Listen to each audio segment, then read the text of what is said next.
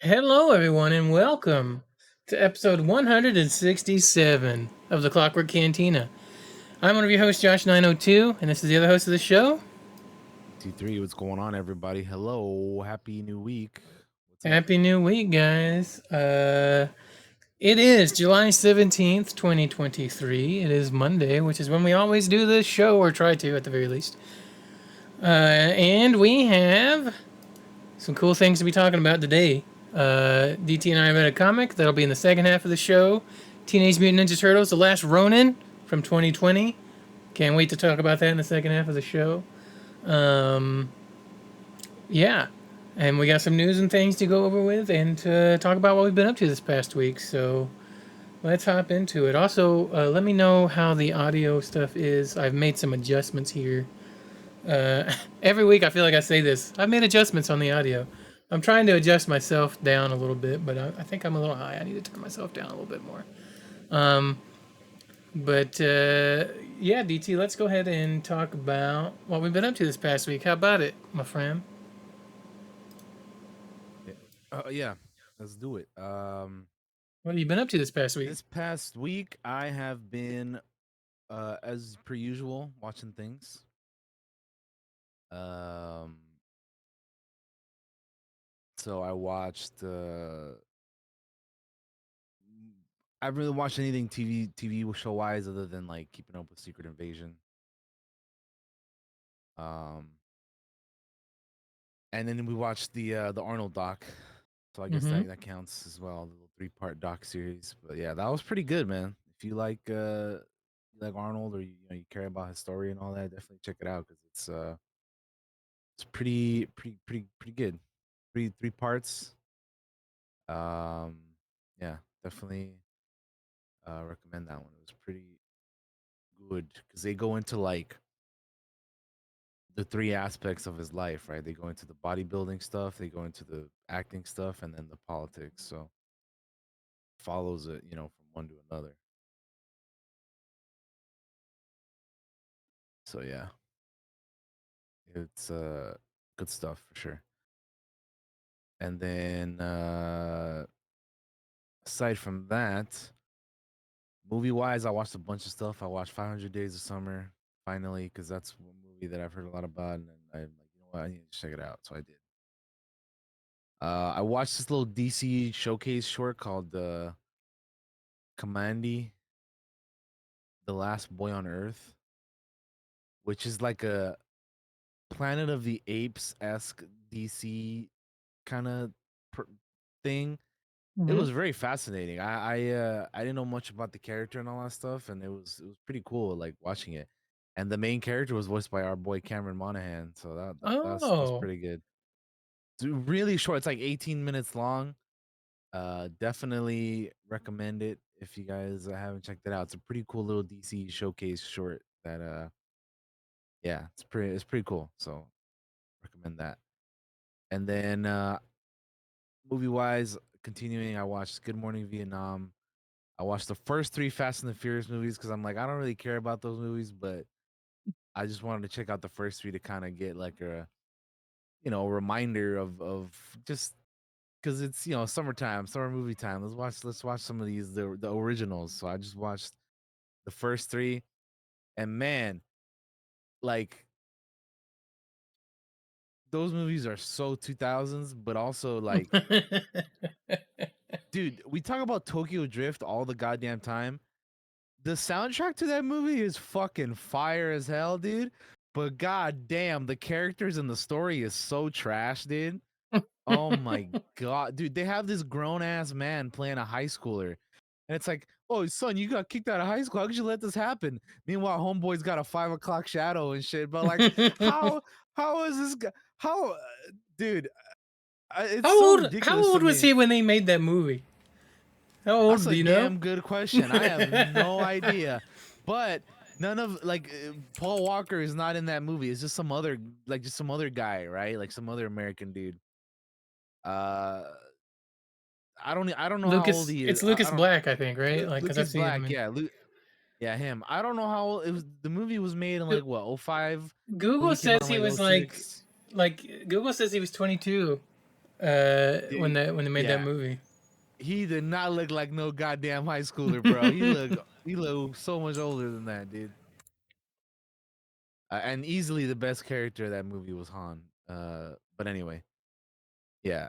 And then, dude, fucking, Bow Wow, right? Like the hmm Bow Wow is in that movie, and he plays a character named Twinkie, and they call him Twink multiple times in the movie, and I could not, I could not believe it, bro.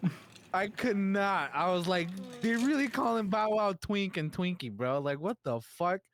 What kind of fucked up nickname is that, dude?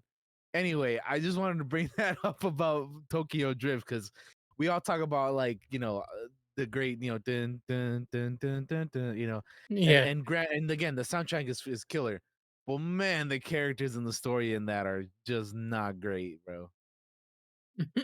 Holy shit, man. Anyway, so I watched those three. Yeah, I got you. I watched Legend from 1985.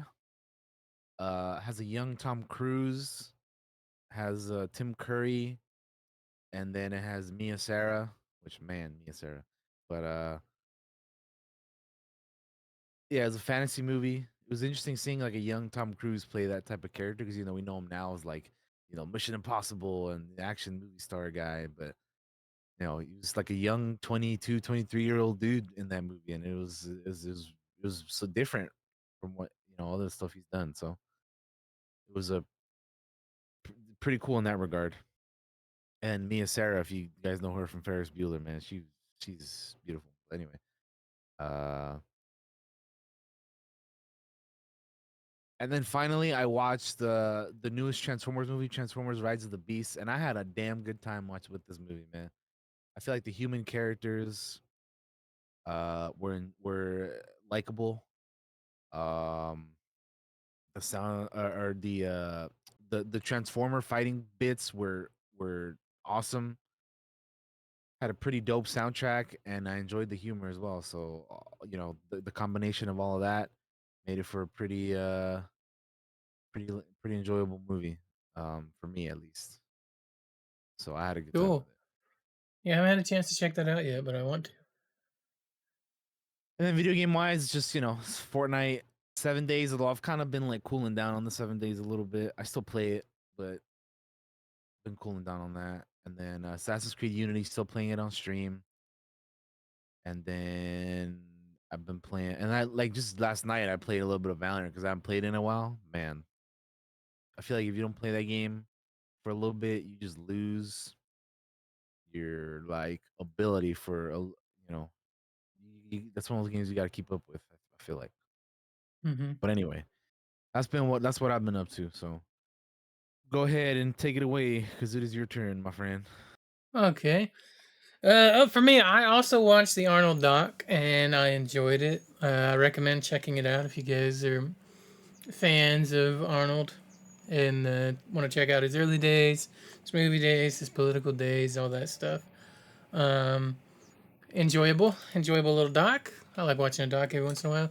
7 Days to Die. I've been playing some. I'm kind of like DT. I've kind of cooled on it a little bit here because we played a lot. We played a lot in like a short amount of time, so I'm kind of like I don't hate the game or anything. I enjoy it when we play it, but it's like it's time for me to cool off and kind of move on to something else till the next big, update or whatever. For that, it's kind of how I'm feeling on that. Um, stream wise, what we've been playing on the stream is Final Fantasy 16. Still going through that. I was like, I'm sure we're halfway through the game when I stopped streaming the other day, and you can check your main story progress on the front menu of the PlayStation app on the PlayStation dashboard Yeah. rather, and yeah, it's like you're at 46%. I was like, how? How am I at 46% complete? Something major just happened. I was sure we were at the halfway point. Nah, nope. So we're almost to the halfway point of Final Fantasy 16, but I'm enjoying it still, having a lot of fun with 16. Uh,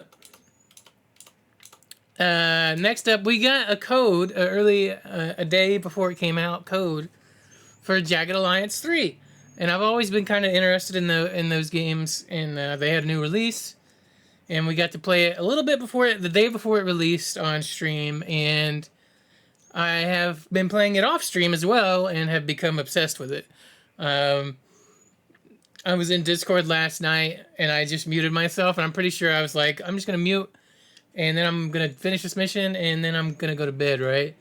It's like I looked at the clock. It was like midnight. I looked at the clock again when I was like through some missions, and it was 2 a.m. And I was like, you know what?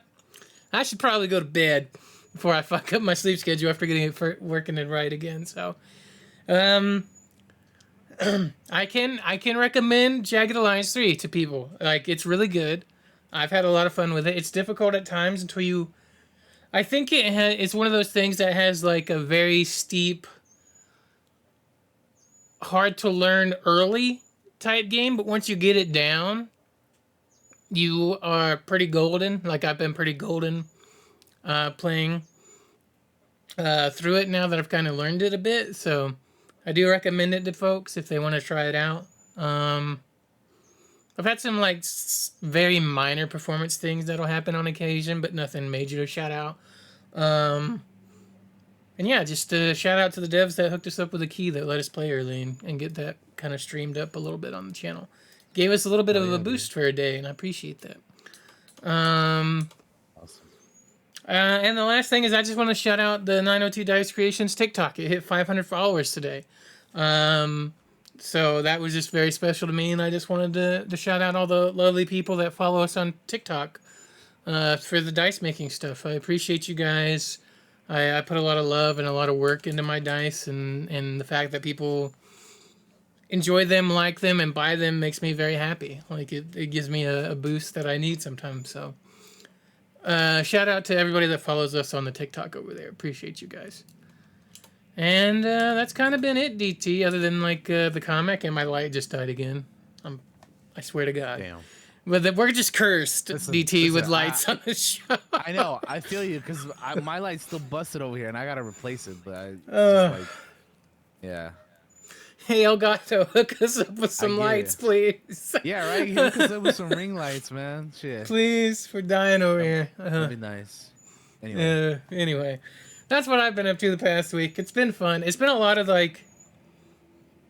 a lot of Final Fantasy 16, a lot of Jagged Alliance for the most part, and then the comic that we read. So, um, and counting the days down, the Baldur's Gate 3 kind of like I try not to think about it because it makes time go that much slower.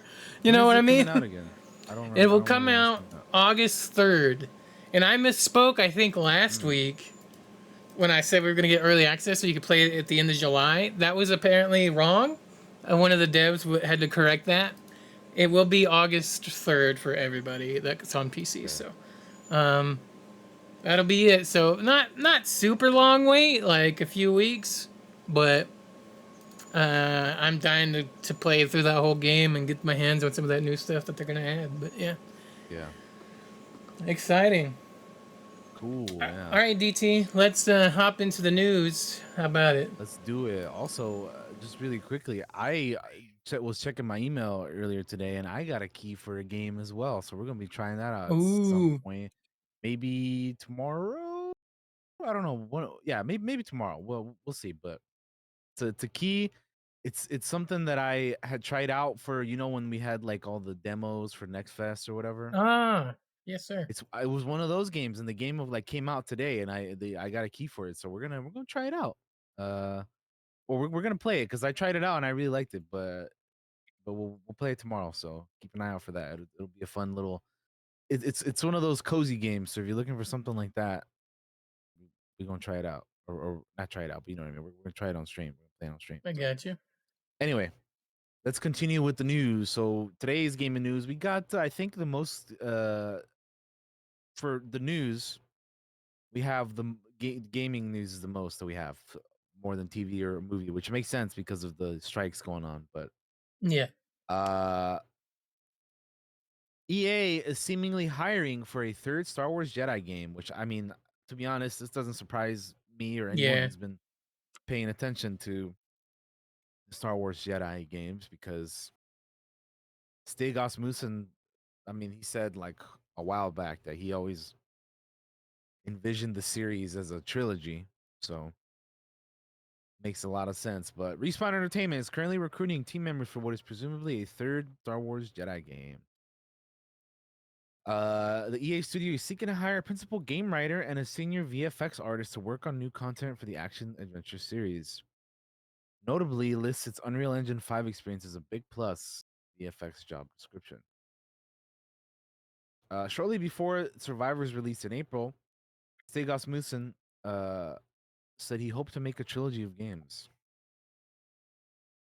He told IGN, "It's a pretty safe assumption that a third game in the series would see Respawn switch from Unreal Engine 4 to Unreal 5 for development. Continuing the story of Cal Kestis, one of the last surviving Jedi Knights, uh, Survivor picked up 5 years after 2019's hit game Jedi Fallen Order. He said, I always wanted to see this as a trilogy. How can we take Cal and the crew to new places beyond what we were doing in the first game? We had a pretty decent idea of time frame where we wanted Survivor to take place. The stakes were going to be, what the tone of the game was going to be, what Cal was going up against, and how the crew was going to factor into that. And there's ideas of what we could do beyond that as well. So yeah, again, we knew about this Yeah. pretty much, so it's not really news, but you know, they're like starting to hire people for it, and it makes a lot of sense that they would. And you do get a smidge of detail on it, which is like the move up to Yeah, for Unreal an UE 5. UE5, which again Yeah. makes sense too. But it's like we find, but they're like, you know, it's something that like you could assume or guess, you know, or Mm-hmm. like I said, but the fact that it's like, oh, it's confirmed that they're going from UE4 to UE5, right? That's the Mm-hmm. thing. Yeah. So yeah, that's cool. And you know, I like the first game and the second game, and I'm very curious to see where the story goes, especially after the second game. You know what I mean?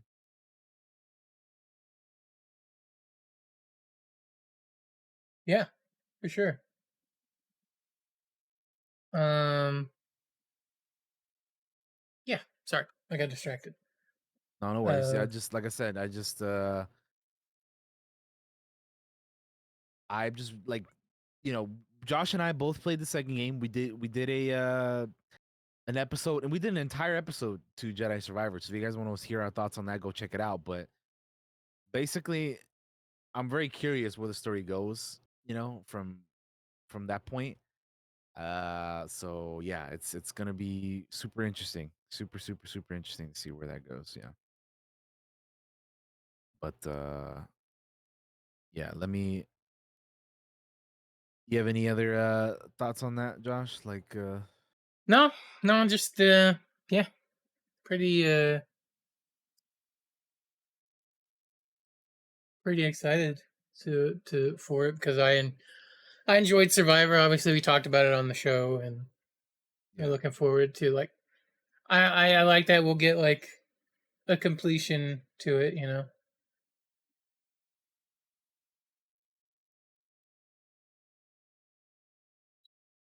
All right, all right. what do we got So we next? have a trailer. It's for Banishers: Ghosts of New Eden.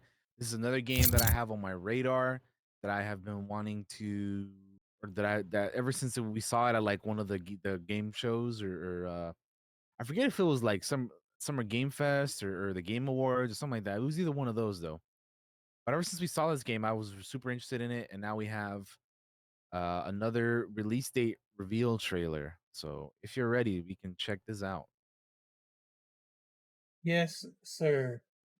All right. 3, 2, 1, and go. Life to the living, death to the dead. Consider our lovers, Antea and Red, the greatest banishers I ever knew. Life to the living, we say, and death to the dead. It is not so simple. Since the dawn of humanity, the dead have lingered. Dead as alive, we are complex and emotional beings. Many and tangled are the ties that bind. Since the beginning of memory, banishers have fought to sever those ties. Death is but a trifle. It comes to us all. To haunt or be haunted. There lies the true horror. I, Charles Davenport, should know it. The haunting of New Eden scared me to death. I dearly wish I had not begged my friends to come and lift the curse.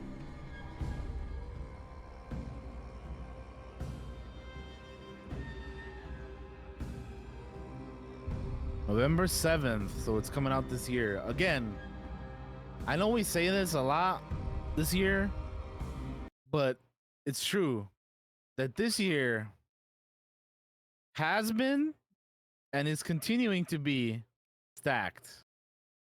For sure. I I paused it on the collector's edition because this looks so cool, man. Look at this so many good collector's editions lately too. It's killing me.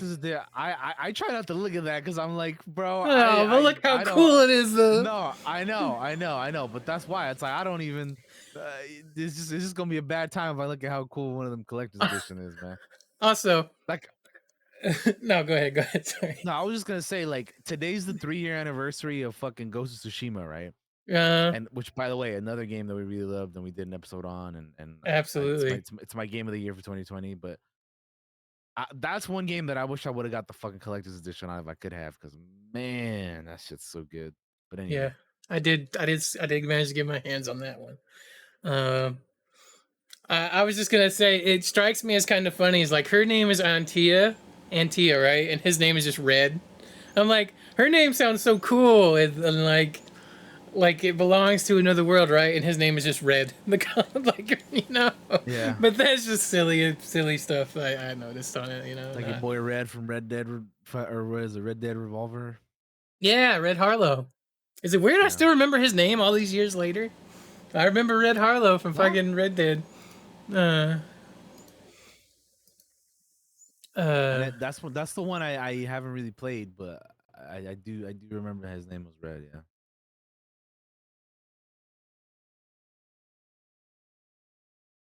Sure. All right, ready to move on to the next thing? Yes, sir. Alrighty. So the next thing that we have here is we have a trailer, gameplay trailer for Hellboy Web of Weird. And I haven't seen this, but I do know that it includes the voice of our guy Lance Reddick, who managed to finish his lines before his passing. So let's check this out. It's only 50 seconds. 3, 2, 1, go.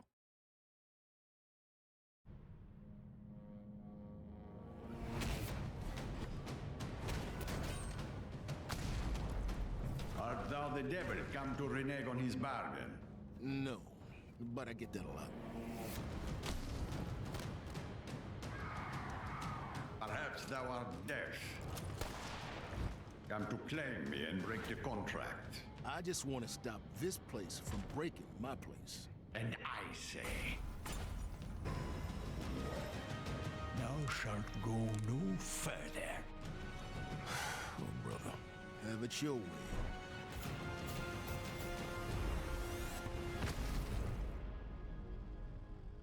There it is. That looks cool, man. I dig the art style. Mm-hmm.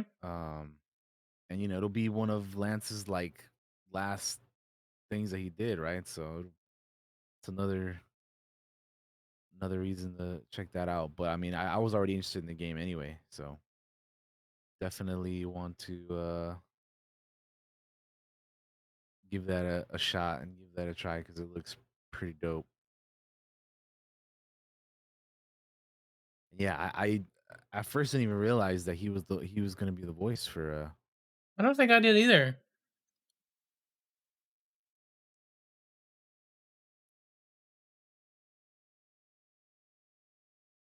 Yeah, that's pretty cool. Yeah, it's awesome. It's such a shame we lost him. Like Honestly, yeah. right now, like he's man. It's just it sucks. It fucking sucks a lot.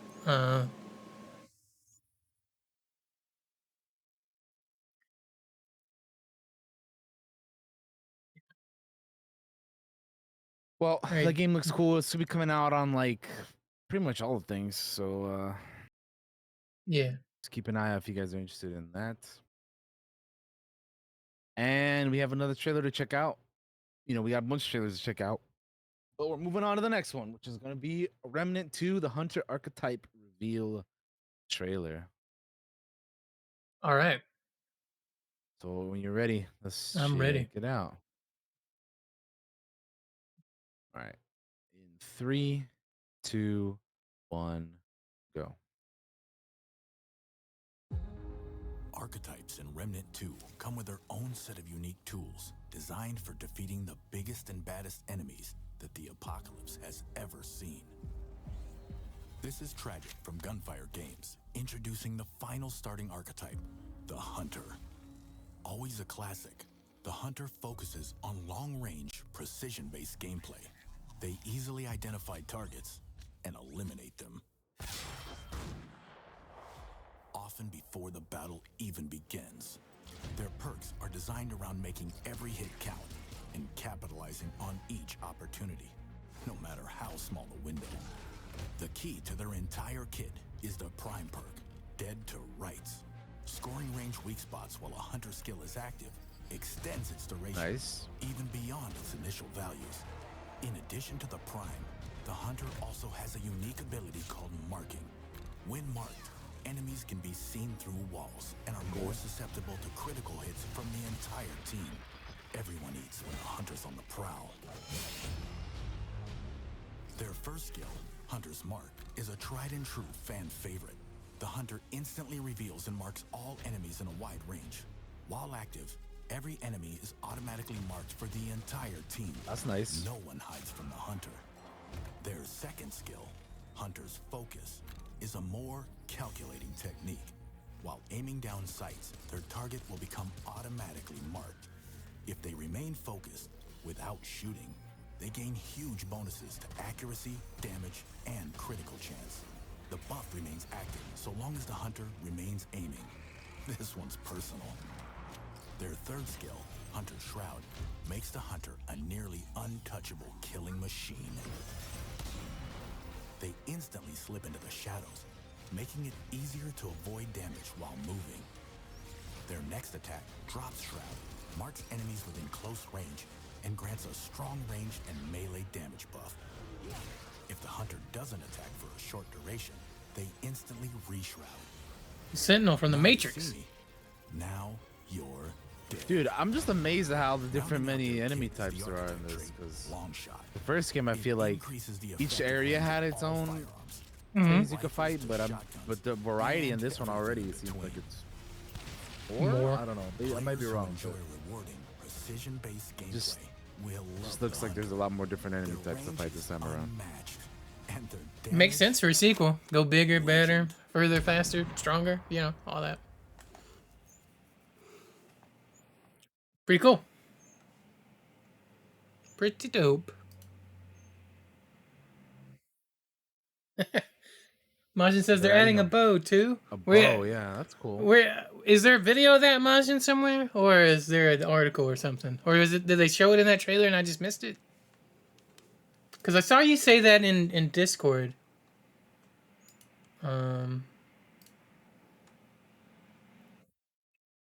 It was a blink and miss it in the trailer. Okay, I missed it in the trailer, but that's cool. That is pretty dope. I mean, we love all kinds of different weapon types, so that's awesome. Yeah.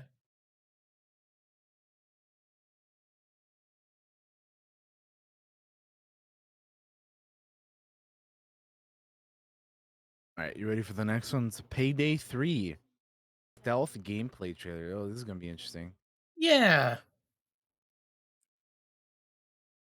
All right, let's check it out. This one's a minute 20 something.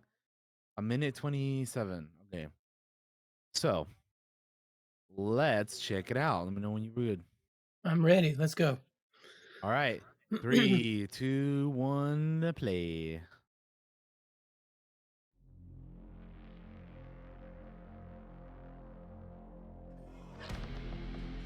Look at these guys, man. I kind of want to play the second one, like, before we play the third one. Just like, I don't know, I haven't played it in a while, and it'd be fun to do that again before we hop into the new one. These guys crawling around.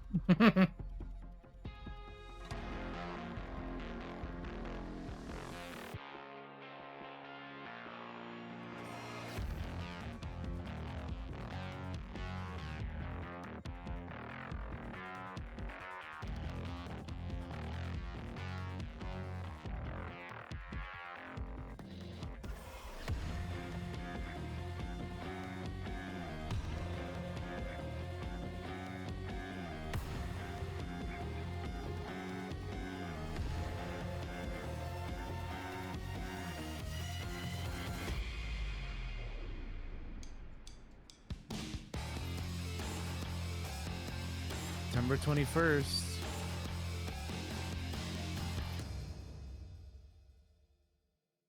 Honestly, that would be interesting, Majin, like doing crossovers like Payday and like, you know, something else. Kind of like Nakatomi how, Plaza. yeah, kind of like how is that in that's not in 2, is it? I don't think. Yeah. I don't think so. Let us As far as rob I Die know. Hard. Yeah, but I was gonna say kind of like how what's that game there that people play? The Power Wash? Power Wash. Power Wash does like all these crossovers, right? They do like the Lara Croft thing, Final Fantasy, like, you know, Mhm. have Payday 3 do some crossovers, man. Yeah, we could rob all kinds of cool shit, man. Nakatomi Plaza is in Warzone. I guess it is. Oh, I think I remember hearing about that, yeah. That's pretty funny, but yeah, that looks cool, man. I used to play Payday 2 a lot more. I haven't really played it a whole lot, if at all, recently. So Yeah, I'd I like to have it kind of go downloaded back. again. I think I do too, because I was like, maybe we should, you know, because like I've been wanting to try it out, you know, before we move on to the next one. So yeah, I have it installed, so we should maybe play one of these days. Mhm. But yeah, Payday 3 looks cool, man. The stealth, it just cracked me up seeing those dudes like crawl around. Like I don't know. It's definitely a game that I think we'll have a bunch of friends that'll be playing it. So I'm definitely down for that. But anyway, For sure. let's move on because we got some Baldur's Gate 3 stuff to check out. We do. So let's do it. Let's see. The cool thing about Are these two the same or they're different? Okay, they're different. They're different. One is about 12 minutes or 13 minutes rather, and the other one's like 8 minutes. So they are a Okay. little bit longer, but I think it's okay because we don't have a lot of news in other places. Yeah. If we want to check these out. So first up Let's we check have it out. Baldur's Gate 3 devs break down every class. So DT, you just count us down when you're ready because I am ready on this end. 3, 2, 1. the cool thing about Huffling is that if you're a Huffling barbarian and you have other friends who are Huffling barbarians, you can throw each other like this ball of rage.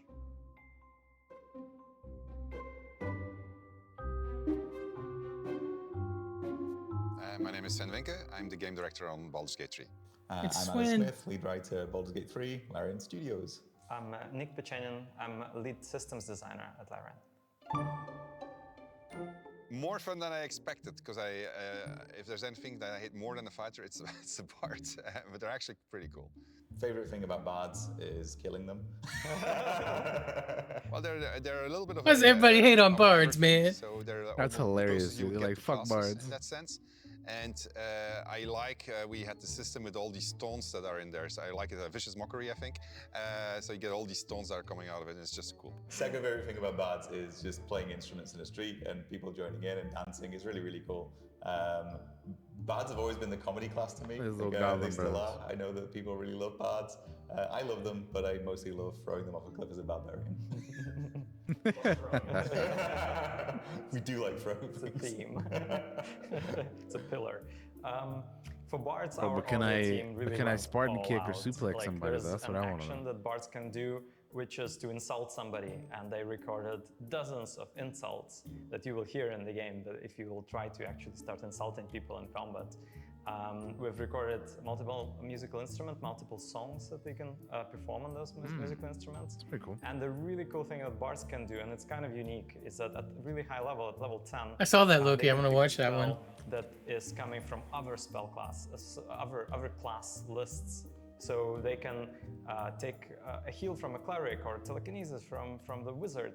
That really also creates a lot of combinations that you can do. The Rage Machine. Rage. That's the character you want to take if you want to throw people. You want to throw people off cliffs, you want to throw goblins into other goblins, you can take a goblin, smack another goblin with it, you can take your halfling companion, throw it on the other side of a wall, maybe trying to break them in. The possibilities are endless. You might think it doesn't take a lot of intelligence to play a barbarian, but there's a lot of things you could do with just being really strong and throwing stuff around. We have an origin character who's a barbarian we announced recently, that's Kalak. She's a tiefling barbarian. She has her own unique kind of rage. So barbarians rage, and it looks awesome, it sounds awesome. Kalak also bursts into flames when she does this, so she's even cooler. Well, Sven always plays as a wizard, and this usually means that he has 50 spells and he resorts to fireball every single time. When that doesn't work, he then starts pulling spells out of his pockets and firing them in every single direction. And he's flying and teleporting and zipping around. It's very dangerous to be near Sven as a wizard. That's what I know about wizards. It's lethal, yeah, frequently. I feel like it's more dangerous to have a wizard behind me sometimes than it is not to. You wanna keep your wizard in your line of sight at all times. So not safe. Wizard is a one-man marching band kind of character. They have everything, but they're very squishy, and they blow up their friends together with their enemies all the time. So if you're playing the wizard, it's really fun. But when I asked Sven about wizard, all he said was Fireball. Yep. Fireball. Fireball. Flights as well, actually. This is his other favorite. Like, he basically wants to be an fireball. Another one we have an origin for is a Lyselza fighter. They have the simplicity when you're leveling up. Like, it's a really good class to learn leveling up because you don't have to make many choices. Once you get to high level, you get ridiculously strong. But they are simple compared to some of the other martial classes. Fighters are very versatile. They can equip almost anything in the game right from the get-go. They're good with all weapons, with all armors. So fighter is a really good class to start creating really crazy combos in terms of rare equipment that you can find and combine together. Probably my second favorite class.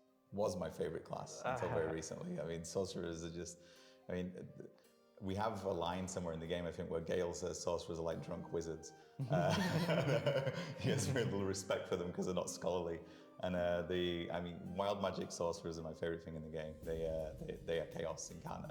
I'm ambivalent about whether it's storm sorcery or wild magic. I think probably wild magic because of the chaos it creates.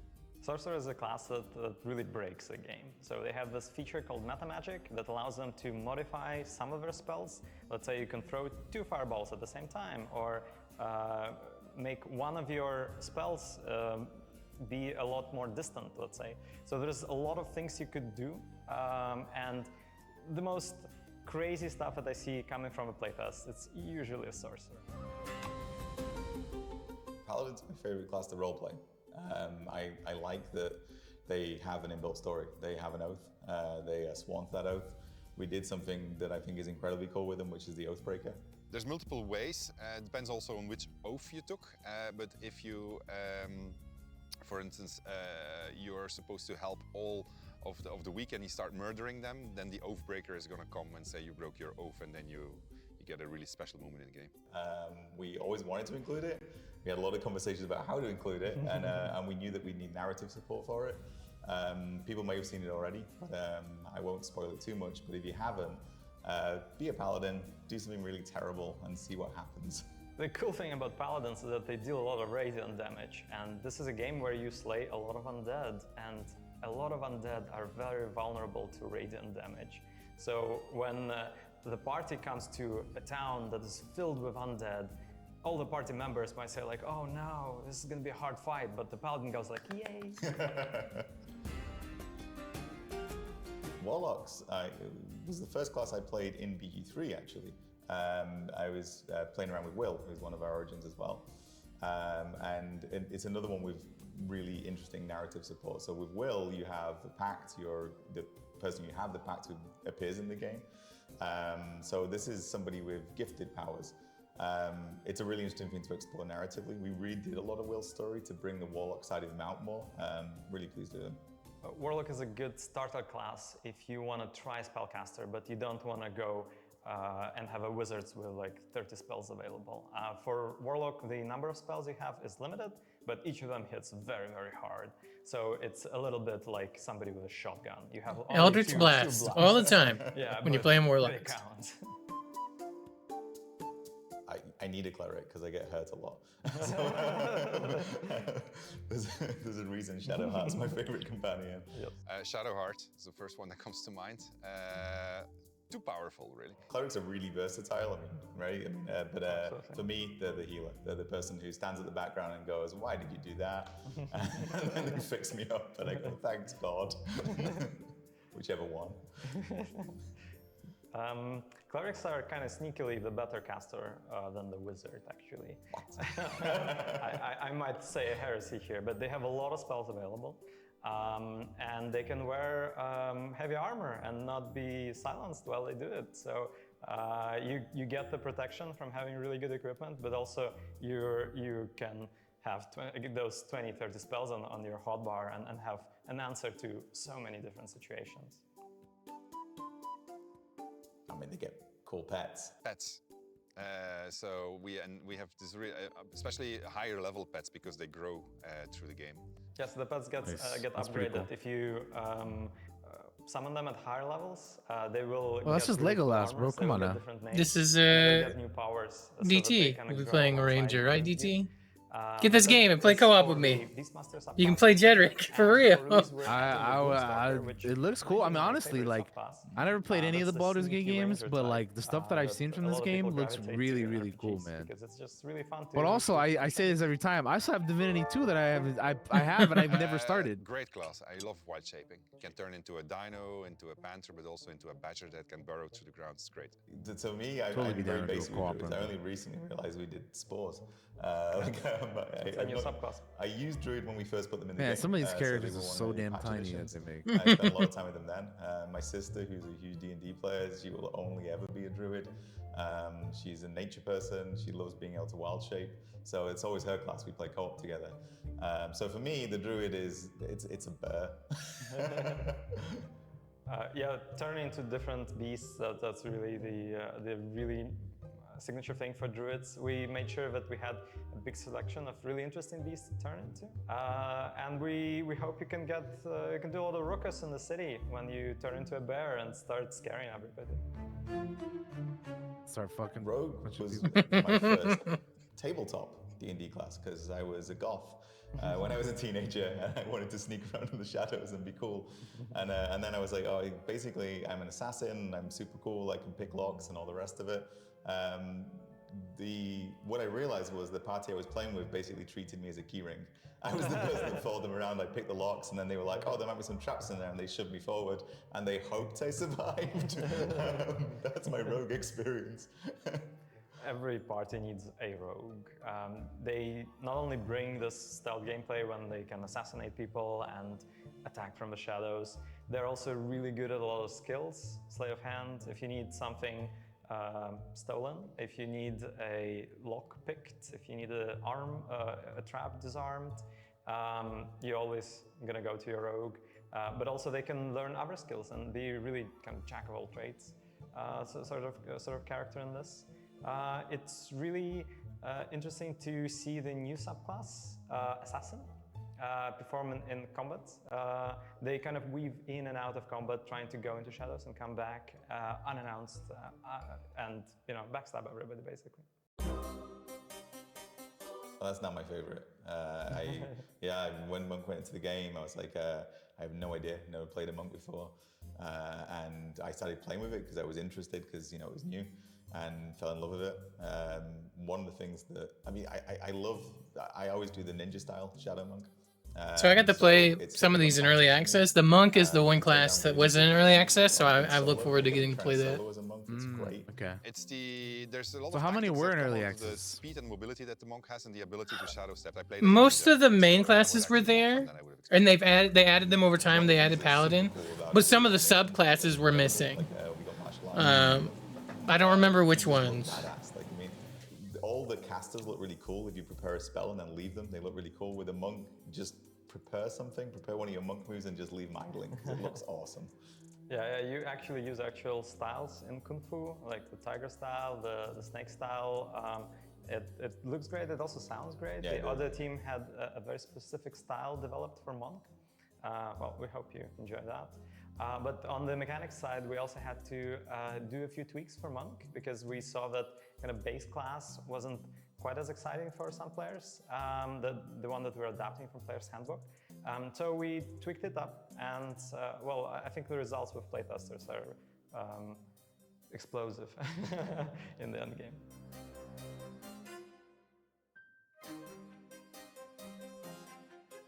But yeah, there's the whole class breakdown. Lots of classes, man. Yeah, 12 classes plus all the subclasses, like the little specializations as well. It's gonna make for a lot of variety. That's why they added like a respec mechanic, because with that many classes, you need one. And also, they're gonna have multi-classing, so it's a lot. A lot of options, dude. Basically. Yeah. That's cool though. It does look good, man. This look cool. All right. Next up, we have the devs breaking down every playable race. This is a shorter video. It's like 8 minutes, so we can check that out. DT, just let me know when you're ready. Count us down. All right, 3, 2, 1, go. Yeah. Oh yeah, they hate Mind Flayers more than anybody else. Nobody particularly likes Mind Flayers. Well, some of us do, but it seems like them a little bit too much. No judging.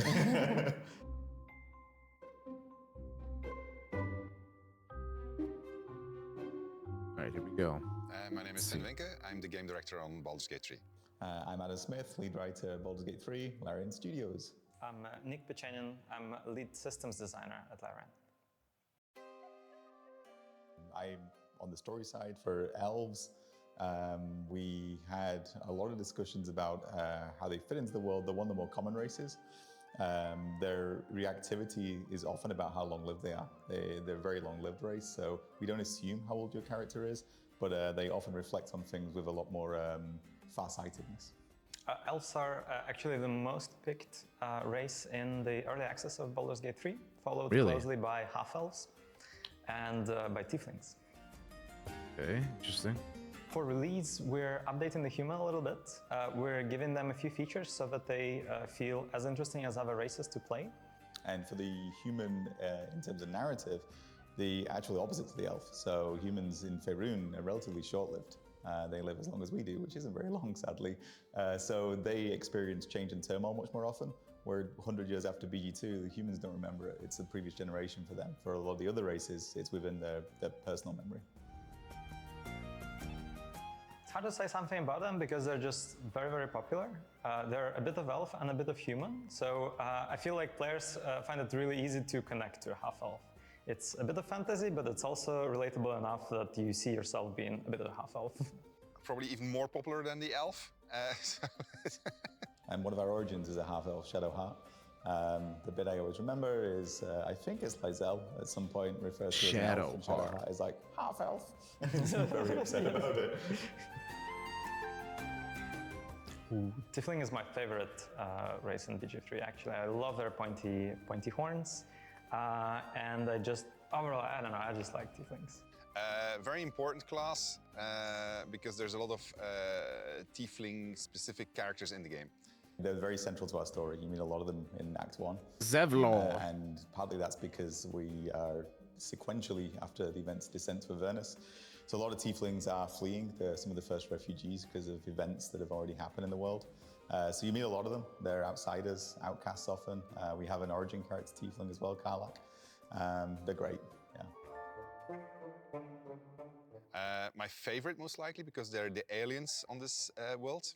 The alien monk race of Githyanki. In D&D, there's actually 2 races, but we're representing Githyanki ones. Lae'zel, the origin character, is a Githyanki. They're martial-like, and some of them have access to astral plane. This is where they hunt mind flayers. Mind flayers are kind of the mortal enemies, I think, of Githyanki, right? Yeah. Oh yeah, they hate mind flayers more than anybody else. Nobody particularly likes mind flayers. Well, some of us do, but it seems like them a little bit too much.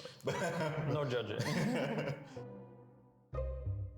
The cool thing about Halfling is that if you're a Halfling barbarian and you have other friends who are Halfling barbarians, What's gonna make Josh gonna make a Halfling? Each Halfling? other, No. like this ball of rage because you have enough strength. I don't So know what. you I can kind of play want to this make a kind of Dragonborn. They haven't talked about him yet, but when you see him, you'll see why. They're so I cool. always think of Lord of the Rings. Yeah, much like him, I think of just fucking like Sam or one of the fucking hobbits, man. And we have this image of halflings that comes from Never D&D, and ever also what, comes from Majin? hobbits. It's hard to avoid You gonna them. make a you But gonna they make a are the halfling or cozy, what? people, they stay at home. Majin- light hearth and fire and Majin and dwarves is like me and life. This one halflings. does I'm not. just not about it. My favorites. I love Drow. Yeah, I mean they're my favorites. And again, it's the outsiderness of Drow I find really interesting. We don't have only evil Drow. We represent different kinds of Drow. But my favorite are the Lost One. I like playing evil characters. One of my favorite things in the game, which people will have seen in early access, we've improved it a little, is the reactivity to Drow. You walk around and sometimes people avoid eye contact with you. They're afraid of you, and it's really cool. I love the reactivity we have to Drow in the game. The emo In fact, there's so elves. much reactivity to Drows in the game that we decided to split them off into being represented as a separate race in character creation. A lot of people pointed out that Drows should be technically a kind of elf. They are elves, but for us there was just so much gameplay behind being a Drow that we really wanted to highlight it. And don't tell the Drow that. A dwarf, here you go, Majin. Yeah, Majin, here you Beards go. on everybody. Bushy beards. Big old bushy beards, Dwarves man. are my favorite. So I love randomizing characters because the character creator just throws up really cool things. Pretty much every time it throws up a dwarf at me, I'm Look at just this like, guy, wow, man. what the He's ready heck to are you? go. Because they're so broad and they're kind of square, like, you know. Dwarf barbarians just rock. Yeah, they're also very tough in gameplay. They're a really good pick if you want to go for like a really tanky build. Heavier than they should be, because when you try to throw them around and you're not that strong, it doesn't work. Okay. Very throwable. Gnomes are the inventors Gnomes, of very D&D throwable, world. okay. And one of the good things is that if you pick a certain gnomish subrace, you actually start with a little music box that it's implied that your character created, kind of tinkered into. And if you click on that music box, you will hear the theme of Baldur's Gate 3. And they're another one that's very central to our plot. We have a couple of gnome factions. And yeah, I mean, it goes into the inventor nature of them. It also goes into the history of the Sword Coast. So they're very central to our story. Half-orc. Finally, it's a big community favorite, the half-orcs. The Half-orcs were not in early access, I do not believe. Incentivize us to include these strong body types for all of the races. I think if we wouldn't have half-orcs, we might not have shipped it, but now, thanks to half-orcs, everybody can be buff as you want. Much cooler than I expected them to be. I think the art team did a really good job on them. You had half-orcs as NPCs a long time before we had them as playable characters in the builds that we're developing on. And you know, you run into them and you see them and you go, when can I be a half-orc? And now we can. Dragonborn have a lineage that goes up to dragons, at least they say so. And you can pick what color of a dragon your ancestors were. This changes what element you can resist in the game and what kind of dragon breath you have. as well as some high level stuff as well. There's quite a bit of reactivity to Dragonborn. They're Faerun's a strange place, full of strange people, so nobody's aghast to see one. But people do find you unusual. You know, they're not the most common race.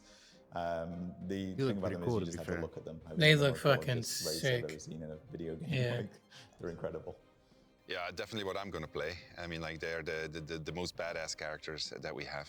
They're just really, really cool. And a sorcerer Dragonborn with dragon blood has like this special sheen of his ancestors inside of him. It's fantastic. Cool, man. Yeah. Like I said, every other thing that I see for this game, it looks really, really, really, really cool, man. Yeah, it looks fucking sick. Thank you. Thank you guys for watching that with us. I know it was long, but it's so cool. And then just them talking about how throwable each race is, dude. That shit crack. That's hilarious. Yeah. Oh man, no, that's good Toss stuff, me. man. Yeah. Oh, imagine you gotta play Baldur's Gate with us and play a dwarf and then do the toss me line from Lord of the Rings. I know you like Gimli, right? I think, right? Yeah. And my axe. My axe. Don't tell the elf. Don't tell the elf. Dude, man, that's gonna be fun, dude. I can't wait to play. Just like throwing. Well, what I find so cool about it is like they're like, yeah, maybe you throw this gnome over and to unlock the gate from the other side, you know, like you can throw him over like a fence. Oh shit, dude, that's so funny, man. Yeah, no, that looks cool, man. It honestly makes me want to play Divinity 2 because, like I said, I keep bringing that up every time we mention this game. But I have that and I never played it, and I want to know how similar is that to this, Josh? So you've played the early access to Baldur's Gate. And you've played Divinity 2, so how similar are they, or how different are they? So the combat's going to be pretty much the same. What's going to be different is the story and the world in Baldur's Gate. I feel more fleshed out, and it's going to be even more reactive to your choices that you make, even at character creation, to your race, to your class. The customization feels so much deeper in Baldur's Gate because they're taking, you know, the lessons they learned with DOS2 and expanding it into Baldur's Gate, right? So what was cool in Divinity, they're going to put in Baldur's Gate and they're going to make it even cooler, right? They're going to expand it even more than what it was. So it's it makes me excited because I love DOS2. DOS2 is great. So getting to see like even more of that in Baldur's Gate 3 is going to be fantastic. Like I said, I want to try it. I've been kind of wondering if I should play it off stream or if I'd play it on stream, and I don't know. I'm not sure. I haven't decided yet. I'll tell you this: it is a long game. Yeah, that is something that I don't know exactly how long it is, but I figured. Actually, I'm curious to how long it is right now. I'm gonna look it up. While we're on the subject, might as well. Yeah, because again, it's one of those games that I've had. Like I got on like a Steam sale, like I don't know how long ago now. It's been a long time, but I've just had it sitting there because I'm like, well, I want to play it, but like, do I play it on stream or like? I know this game is more fun, I guess, with playing with other people. So you know, maybe could do something like that. Main story. If you just do main story, is 60 hours. It's like 59 hours. That's just main story. That is beefy. Main story plus extra is 99 hours, and a completionist run is 152 hours. I want to say I was somewhere. I was over 100 when I played it. I know that, but I didn't do completionist at all. So it's a lot. But man, it's so good. Yeah, I don't know. I'll have to see. Maybe I'll just play it off stream and maybe we can get like a crew in Discord and play it or whatever. Play it off stream. Do some recordings. Make it a YouTube only special, maybe. If you want to. It'd be kind of cool. I've thought about doing that with a few things. I'm actually, to be honest with you, I'm a little nervous about streaming Baldur's Gate 3 because I know that's gonna be long. Like they've talked about, it's gonna be really, really long. And I thought about maybe just doing like some offline recordings and just putting them up on YouTube. I don't know. I haven't decided yet. I'll probably end up streaming it and then putting it up on YouTube, but I don't know. Yeah, I mean, you could always stream like the opening and like some of the early stuff, and then once you're like, all right, this is cool, then you can do like just YouTube stuff after that. Yeah. But if you do play offline, I play with you. All right. I play with you if you do it online, but whatever you want to do. For Divinity. Yeah. Hell yeah! I mean, I'm down, dude. Like I said, I've been wanting to play that for a while, and just seeing stuff like this for Baldur's Gate 3 really makes me want to play it even more. So, yeah, I'm up for it. But anyway, okay, let's move on because we got other things to get to. We do. So, the first thing here is that Microsoft wins FTC fight to buy Activision Blizzard. So, this is something that obviously we heard about forever ago, and it wasn't done. It had been still in the uh a thing that they'd been working on and just hadn't been finalized yet. But we now know that they have indeed won, and they put out or Microsoft put out a statement that says we are grateful to the court in San Francisco for this quick and thorough decision and hope other jurisdictions will continue working towards a timely resolution. As we've demonstrated consistently throughout this process, we are committed to working creatively and collaboratively to address regulatory concerns. Again, a statement from Brad Smith, Vice Chair and President from Microsoft. I know Phil Spencer also tweeted out some stuff as well, saying, we're grateful to the court for swiftly deciding in our favor. The evidence showed Activision Blizzard deal is good for the industry, and FTC claims about console switching, multi-game subscription services, and cloud don't reflect the realities of the gaming market. Since we first announced this deal, our commitment to bringing more games to more people on more devices has only grown. We signed multiple agreements to make Activision Blizzard games, Xbox first-party games, and Xbox and Game Pass all available to more players than they are today. We know that players around the world have been watching this case closely, and I'm proud of our efforts to expand player access and choice throughout this journey. So we're here, Josh. What are your thoughts on all this stuff now? We've talked about it in previous episodes, but about monopolies and the good and the benefits and the negatives, which are a lot to the consumer. But this was one of those where I was willing to be like, I'm okay with this just because what Microsoft could do for Activision Blizzard and what it could end up, kind of clearing out some of those people that need to be cleaned out of those positions that they're in over there. Some of them. But even if they do, like, those people are still gonna make a shitload of money. Like, they're gonna make a shitload of money off this deal. My overall thoughts on the case is like the FTC is just stupid. Like the whole thing that they argued in court was just terrible. They haven't had a win when it comes to fighting these big mergers that keep happening. I don't know if they even really want to. I think what they want to do is prolong it as long as possible so lawyers can make money, is what it seems to be like. The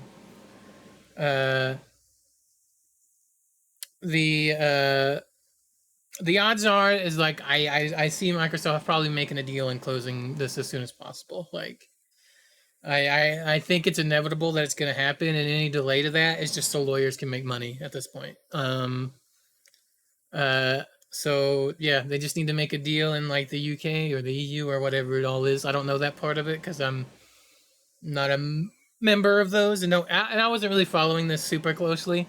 But I think it's inevitable that it's going to happen. Like, and I think the next news, the Sony, the other thing that I put in let's go the one below that, DT of the Sony and my Xbox one, which is I think what's going to show that is that Sony and Xbox made a deal for Call of Duty, as well. So this was like another one that I put in the wrong spot in the news. I should have put it right after this. It's like Phil Spencer tweeted out, "We are pleased to announce that Microsoft and PlayStation have signed a binding agreement to keep Call of Duty on PlayStation following the acquisition of Activision Blizzard. We look forward to a future where players globally have more choice to play their favorite games." So that right there, the fact that Sony made a deal, or PlayStation made a deal immediately after kind of this happened, I think kind of signals that there's probably nothing that's going to stop the deal from happening eventually, I think if it gets delayed, it's just so lawyers can make more money. But I think it is inevitable that it is going to end up happening. I would be shocked, I tell you, shocked if it didn't. So, yeah, those are kind of my thoughts on it. Like, I'm not crazy about monopolies, but there were a lot of factors here that I made it okay for me on this one. Yeah, I mean, we all know what happened with Activision Blizzard and all that. Yeah. So, yeah. I think I was looking a minute ago that Activision's stock has just soared sky high since all this has kind of happened now in the last week. So, yeah. Anyway, those are my thoughts on it, DT. I know we've talked about them before. Yeah, no, the quicker I think this stuff gets handled better. Like it's something we've heard about for a while now. So just get it done, get it out the way. We can move on to the next stuff. Yeah. But yeah. In other Xbox news, they're gonna be introducing Xbox Game Pass Core this September. So Xbox Live Gold is becoming Xbox Game Pass Core starting September 14th. A new selection, or new select collection of games with Xbox Game Pass Core. It will give players access to an advanced multiplayer network, a select collection of over 25 games to play with friends around the world, and exclusive member deals, all for $9.99 per month or $59.99 per year.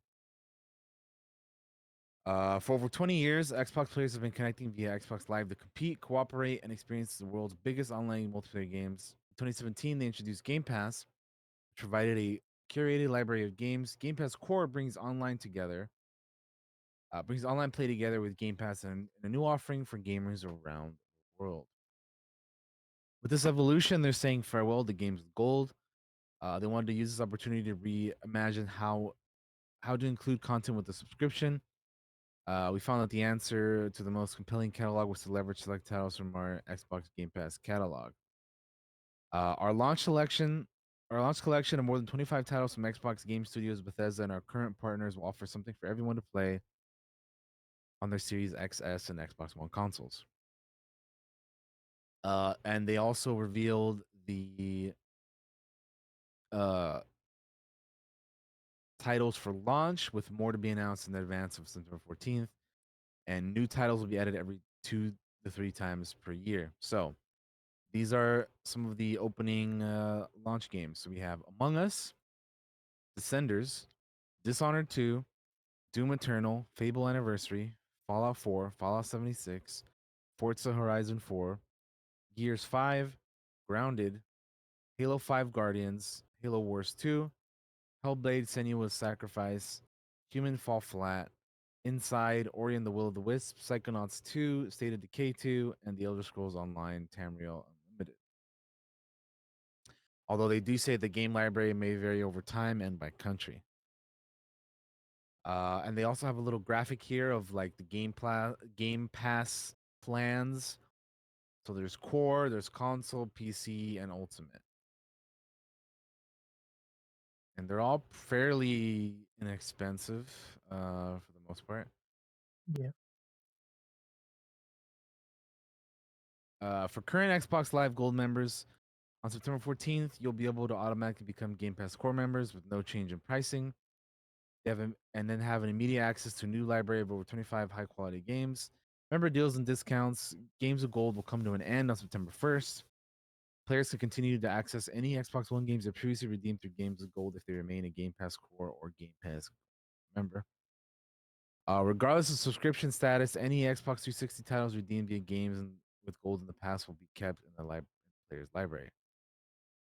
So there it is. How do we feel about this, Josh? I feel like for me, some of the wording is a little confusing because there's a lot of like the same, like like remember how we were talking about PlayStation Plus and there's like essential and this and that, and I kind of feel the same way with this, Yeah. a little bit, but It's very yeah, wordy. what do you how do you feel about this news?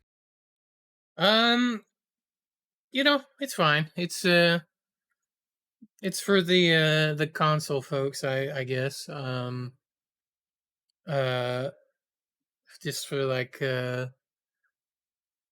get some games for some folks over there like they always have. Feels very PS Plus, how you'd get like now you get a whole gaming library when you sub to this, and Yeah. all of that. It's interesting to see Xbox Live become just Xbox Game Pass now. Because Xbox Live has been something that's been in my memory since I was a young warthog, like a youngster. So it's cool, I guess.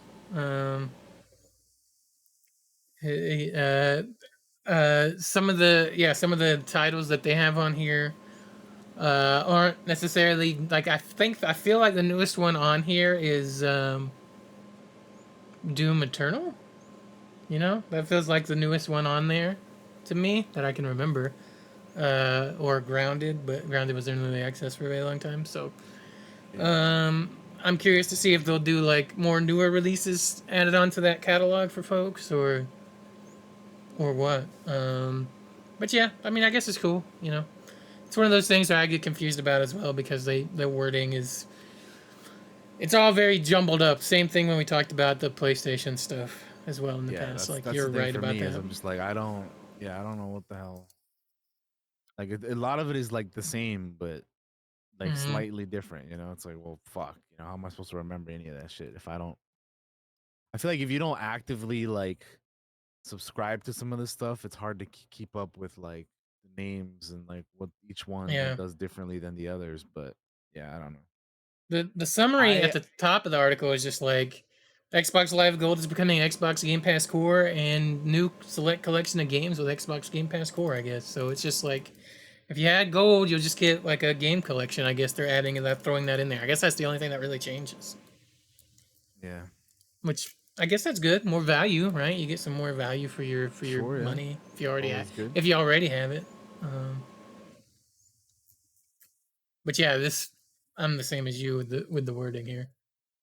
All right. It's a little confusing. Well, we can move on to the next thing, which is the last thing that we have here today. And we have a developer update from Nightingale. All right. Talking about the latest playtest and some exciting news. This dropped only 2 hours ago, so this is fresh. Brand new information.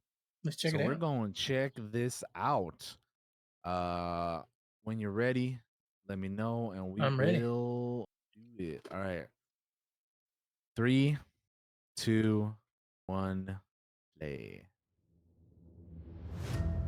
I'm excited about this because I've been wanting to hear more about this game for a while. Same. Hey, Realm Walkers. Welcome back to another developer update. Today we're focusing on the latest playtests. So how it went, what we learned, and the resulting next steps. So first, let's do a quick recap of the playtest itself. So they had a playtest in June, which I wasn't invited to. This was by far our largest playtest to date. Me neither. As over a period of 10 days, we saw over 8,000 people from 61 different countries explore the realms. Fun fact, the longest playtime by a single Realm Walker was 137 hours. Damn. So to any of you out there that are watching this and you played in the alpha, thank you so much again. That's crazy. You may be wondering what the main objectives were with this playtest. Well, we had two main ones. The first one was to see how all of our systems could scale up with 10 times the amount of players. And then the second was to continue to get feedback from our players as to the aspects of the game that they continue to enjoy and the parts that need improved upon for their early access launch.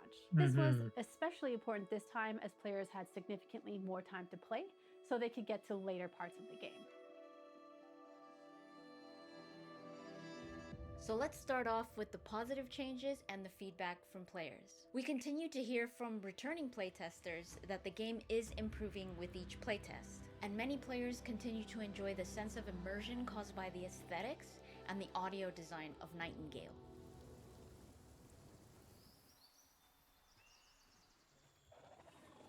Whoa, that looks crazy. Some new encouraging callouts are that people really enjoy to traverse the realms with climbing picks, which we decided to give them early on in the game so that they could traverse the Feywilds in ways that isn't very common in survival crafting games. Another comment we got was when you're creating your estate blueprints, our UI now shows how many resources you need to complete it. Various players appreciated not having to do the math, and I feel you. I hate math. An exciting and new thing about this playtest was that playtesters can now check out the new in-game starting point, the Nightmare Realm, which I love the title of. This new realm has its distinct design, it has additional bits about the lore and the setting, and this is now where you select your realm's starting biome. We also opened up new difficulty options where players can choose their starting loadouts, as well as the difficulty level per realm. So if you wanted to start off with nothing but your skivvies and take on the more challenging creatures for resources with higher stats, you could do that. But if you wanted to take a more leisurely stroll with starting gear through easier realms, that's also a possibility. You don't have to do it in your undies. And last but not least, definitely not least, I'm excited for this one because I know how many of you really want this. Third person mode. Review. Person mode. Hey. Yeah. Hell yeah. DT score just went up like 5 points. Right? Listen, I don't like I play first person games, but I almost always prefer. Well, no, I do always prefer third person games.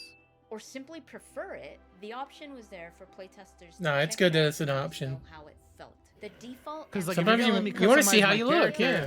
I want to see my character, bro. We know that this could be a very important accessibility feature for a lot of you. So we really hope to have it ready by the time we launch in early access. We have a couple of other highly requested features that are still in the experimental phase, so we're super excited to share those with you when they're ready.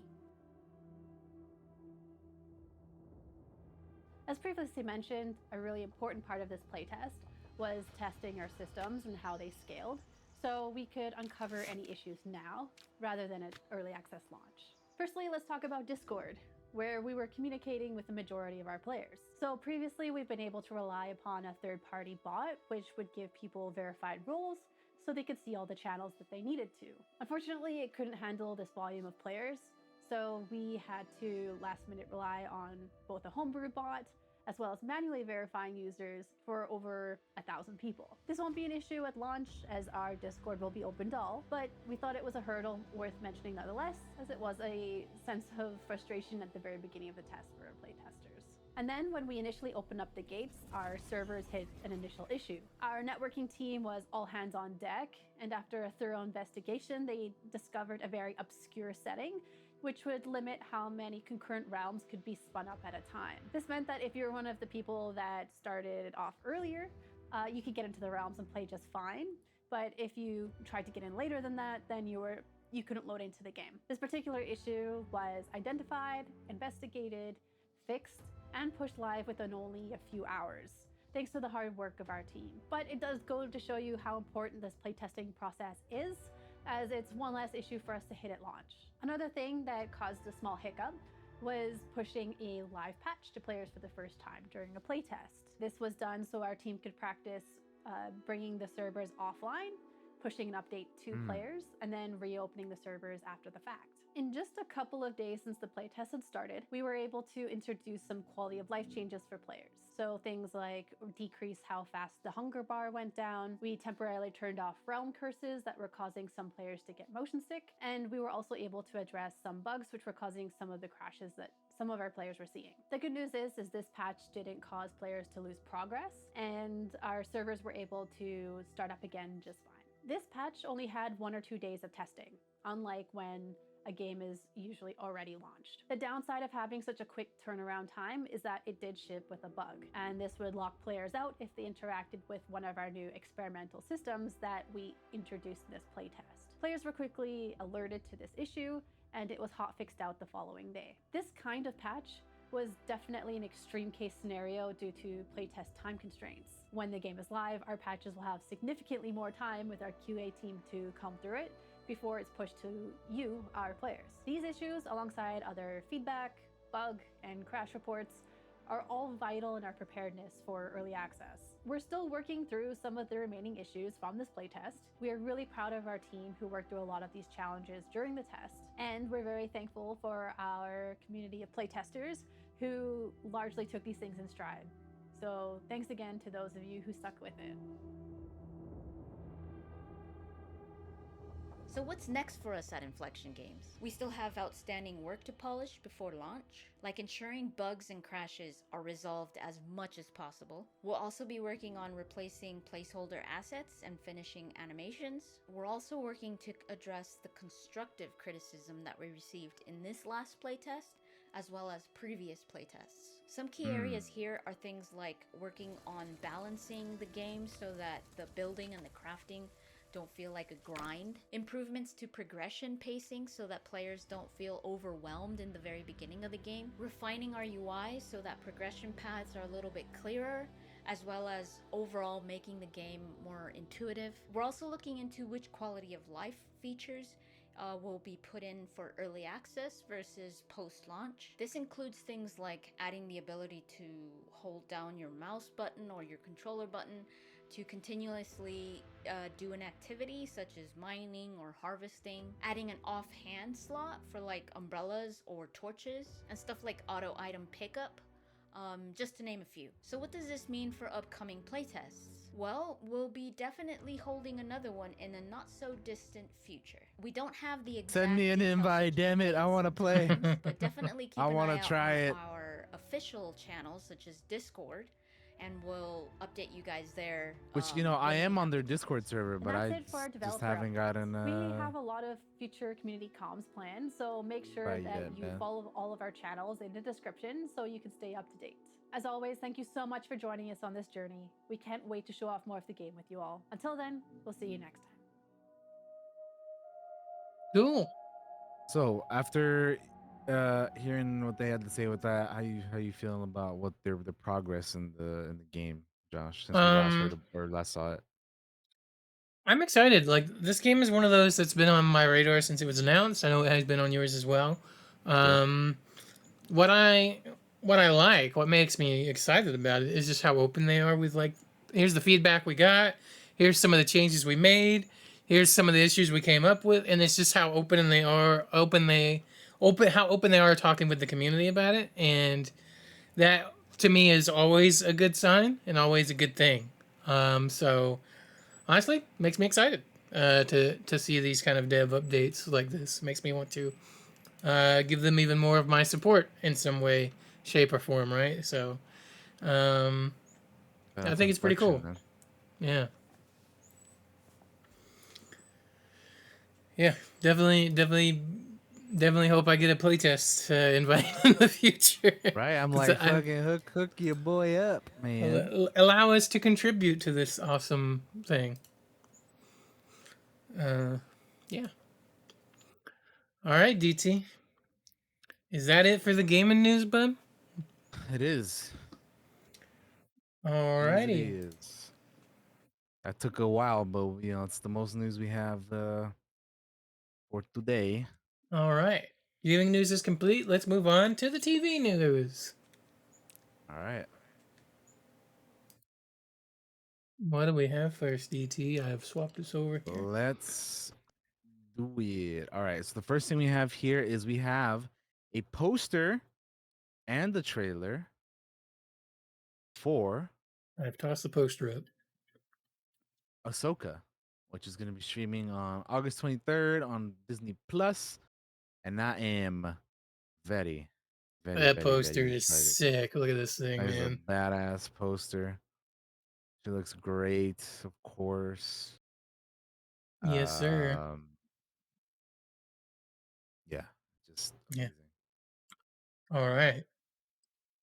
Now let me get this trailer open for us.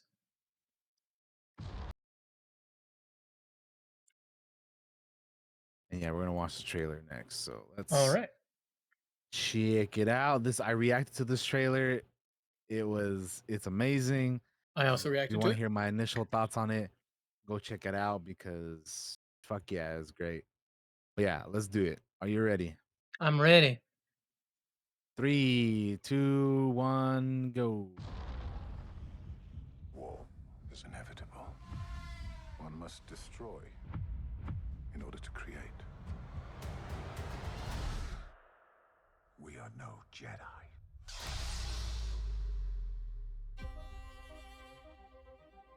I started hearing whispers of Thrawn's return as heir to the Empire.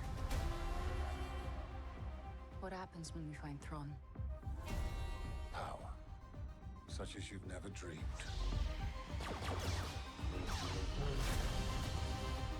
I've spent most of my life fighting a war. That's why I'm trying to convince you to help me prevent another one. You and I both know who could help you with this. She's still just as stubborn as ever. I bet your master found you difficult at times. Anakin never got to finish my training. I walked away from him, just like I walked away from Sabine. You never made things easy for me, Master. As a Jedi, sometimes you have to make the decision no one else can. Looks so But good, I'm counting dude. on you to see this through. Nice haircut.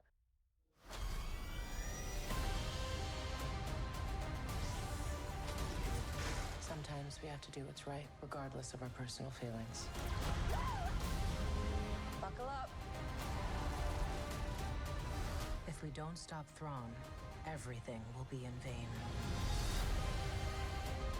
You have no power.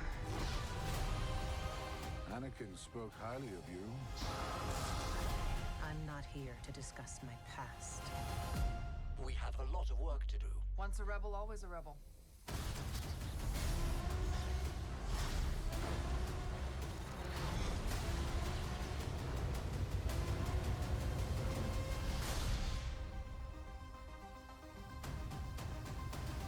Two-episode premiere August 23rd, bro. I'm so ready. Chills. Yeah, dude. The fall looks great. Everything looks so fucking good, dude. God, I cannot wait, dude. Mm-hmm. Like, I can't wait. Bro. It's like everything, dude. Like, just like, man, the actors, but playing the characters, dude, we got an E-wing in that. Like, can you believe? Mhm. Like, the E-wing is a ship from Legends that they're bringing back. It's so good, man. It's the thing that gets me is like, who knew all those years ago, right? When we watched Clone Wars and we watched Rebels, and here we are, and they're gonna be in live action, and we get this. We've seen them in live action in this trailer. Like, that is mind blowing to me. Yeah. Like, yeah. oh my goodness, I'm so excited. It's like, oh god, I don't know how to explain it, to be honest with you. Like, I'm just thrilled. It's gonna be great. I'm sure it's gonna be great. Yeah, ever since we first saw it at Celebration, I was so ready, dude. Like, it just like everything about it, dude. Like, it. I said this in my reaction too. Like, I'm so bummed that fucking Ray Stevenson isn't gonna be around Mm-hmm. for us to see, or for him to see like our reaction to his character, man. 'Cause, man, he looks so bad. He looks so badass. Ivanka looks so badass. Like, man, I just it looks amazing, dude. I can't wait. I can't wait, to be honest with you. So yeah, just so very hyped for that. I mean, you guys know how excited I am for it. So I don't Mhm. really got much else to say. And I'm so hyped. I can't wait to watch it. I can't wait to talk about it every week, and then I can't wait to finally chat about it here on the show when we finally get to that. All right, you ready for the next thing? I am. All right, let's do it. So the next thing we have on here is the 2023 Emmy nomination list. So there's a lot on here. Um, it was what it was earlier this week, or actually it was last week that this dropped. That this list dropped. I believe it was like last Wednesday. Oh, DT, I lost your cam. I don't know what happened. Oh, something about like I don't know, something about a connection. Was it working Oh, now? okay. Yeah, it's good. I see you now. We're good. Okay, yeah, I don't know. Something popped up out of nowhere anyway. It's cool. We're good. But anyway, so we got the full list here.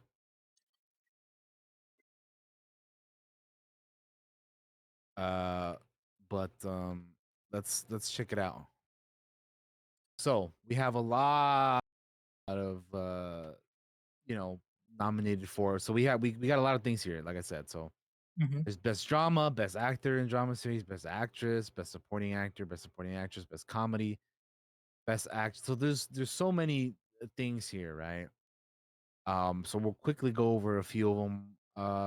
So best series overall, we have Andor from Disney Plus, Better Call Saul from AMC, The Crown on Netflix, House of the Dragon HBO Max, The Last of Us HBO Max, Succession from HBO Max, The White Lotus HBO Max, and then Yellow Jackets from Showtime. Now, for me, I haven't seen all of these shows, so I can't speak on all of them. I've seen most of them, however. I don't know I don't know which ones of these have you seen, but like if you were to ask me which one I think is the best show on here, I'd probably go with Better Call Saul, to be honest with you. Better Call Saul was absolutely phenomenal. The last couple seasons of it too, fucking incredible. As much as I love House of the Dragon and I enjoyed The Last of Us and Andor and stuff and The Crown, I haven't seen the newest season, but I've seen the rest of it. And then the ones I can't speak on is Succession, White Lotus, or Yellow Jackets because I haven't seen any of those three.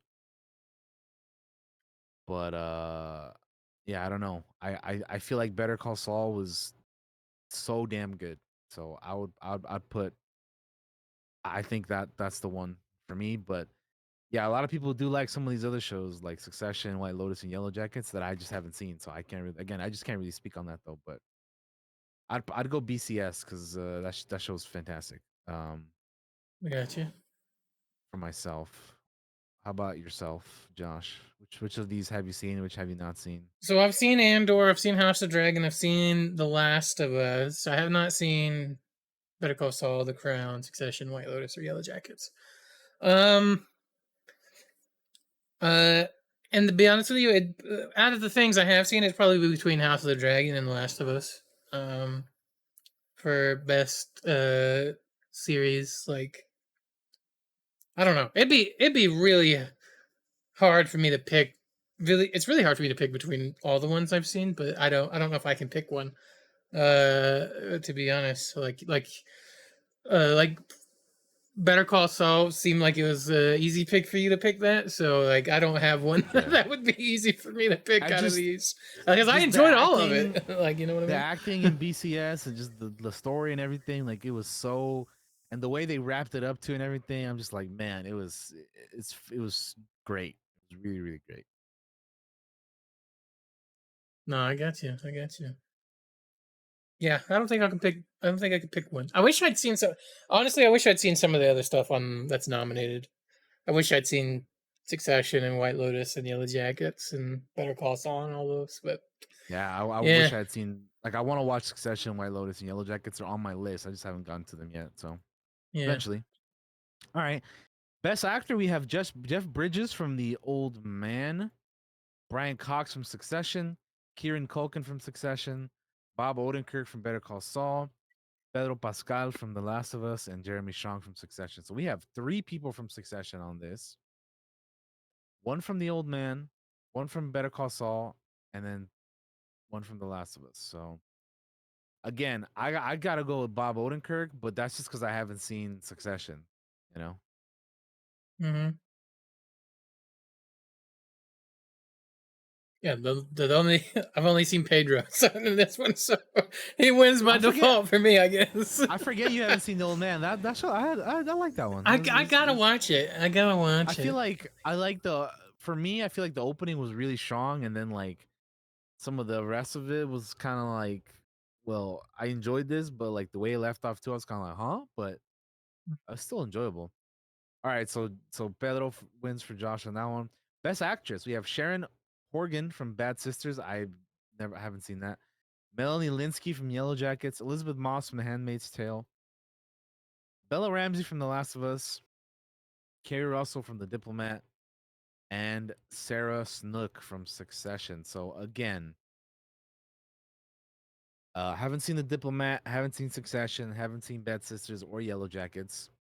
So for me, the only two I could really say is Elizabeth Moss and Bella Ramsey, and I gotta go with Elizabeth Moss, man, because that show Handmaid's Tale is like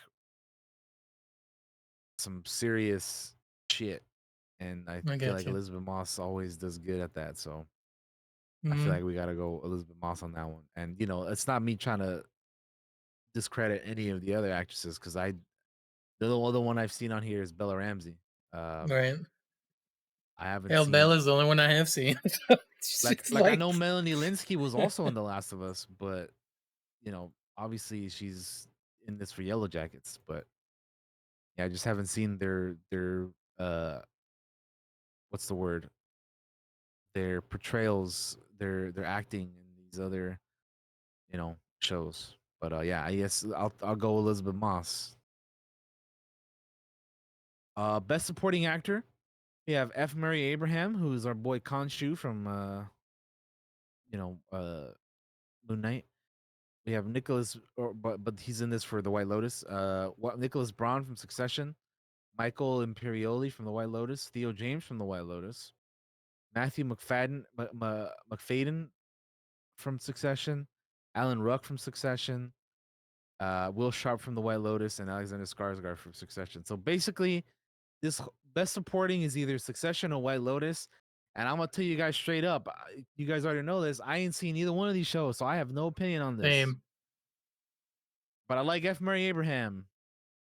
So we're gonna move on. Best supporting actress: Jennifer Coolidge, The White Lotus; Elizabeth Debicki from The Crown; Megan Fahey from The White Lotus; Sabrina Pacciatore from The White Lotus; Aubrey Plaza from The White Lotus; Rhea Seehorn, Better Call Saul; J. Smith Cameron from Succession; and Simona Tabasco from The White Lotus. Easily for me, Rhea Seehorn, because she is fucking phenomenal in Better Call Saul. She is so goddamn good, and that is the only one else I've seen here aside from Elizabeth Debicki in The Crown. So, yeah, Rhea Seehorn easily for me. I got no dog in this hunt because I haven't seen any of those. So yeah, best comedy series: Abbott Elementary, Barry, The Bear, Jury Duty, The Marvelous Mrs. Maisel, Only Murders in the Building, Ted Lasso, and Wednesday. I feel like this is a pretty good category right here. Mm-hmm. I haven't seen all of them, but I've seen the season 1 of The Bear, all of Marvelous Mrs. Maisel except for the newest season or the last one, and then I've seen all of Ted Lasso. Man, I don't know, dude. I feel like with as much as I like the Marvelous Mrs. Maisel, and I've only seen season 1 of The Bear, I gotta go Ted Lasso because I've seen all 3 seasons of that, and I know how that ends. So Mhm. I gotta go Ted Lasso on this one, even though I like The Bear and Mrs. Maisel. Well, I got you. I love Marvelous Mrs. Maisel. I love our boy Theodore Lasso. Nobody stands a chance against the Bear. I'm sorry. That's my pick. The Bear. Absolutely the Bear. Like, it is phenomenal. That's all I got to say about that. all right, I do want to check out Jury Duty because I haven't seen that, but I hear it's pretty funny. So, Barry too, also. Best actress in a comedy series, we got Christina Applegate, Dead to Me; Rachel Brosnahan, The Marvelous Mrs. Maisel; Quinta Brunson, The Abbott Elementary; Natasha Lyonne, Poker Face; and Jenna Ortega, Wednesday. I have only seen one of these, so Rachel Brosnahan, it is for me. Same. I haven't seen any of the others. Best actor in a comedy series: Bill Hader from Barry, Martin Short, Only Murders in the Building, Jason Segel, Shrinking, Jason Sudeikis, Ted Lasso, and Jeremy Allen White from The Bear. I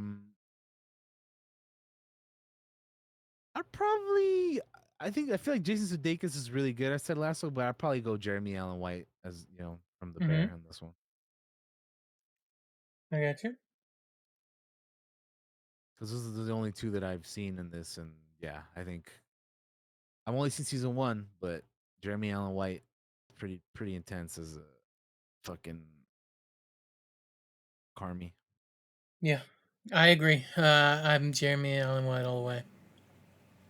Best supporting actor in a comedy series: we got Anthony Carrigan from Barry, Phil Dunster from Ted Lasso, Brett Goldstein from Ted Lasso, James Marsden from Jury Duty, Eben Moss Bachrick from Bear, Tyler James Williams, Abbott Elementary, and Harry Winkler from Barry.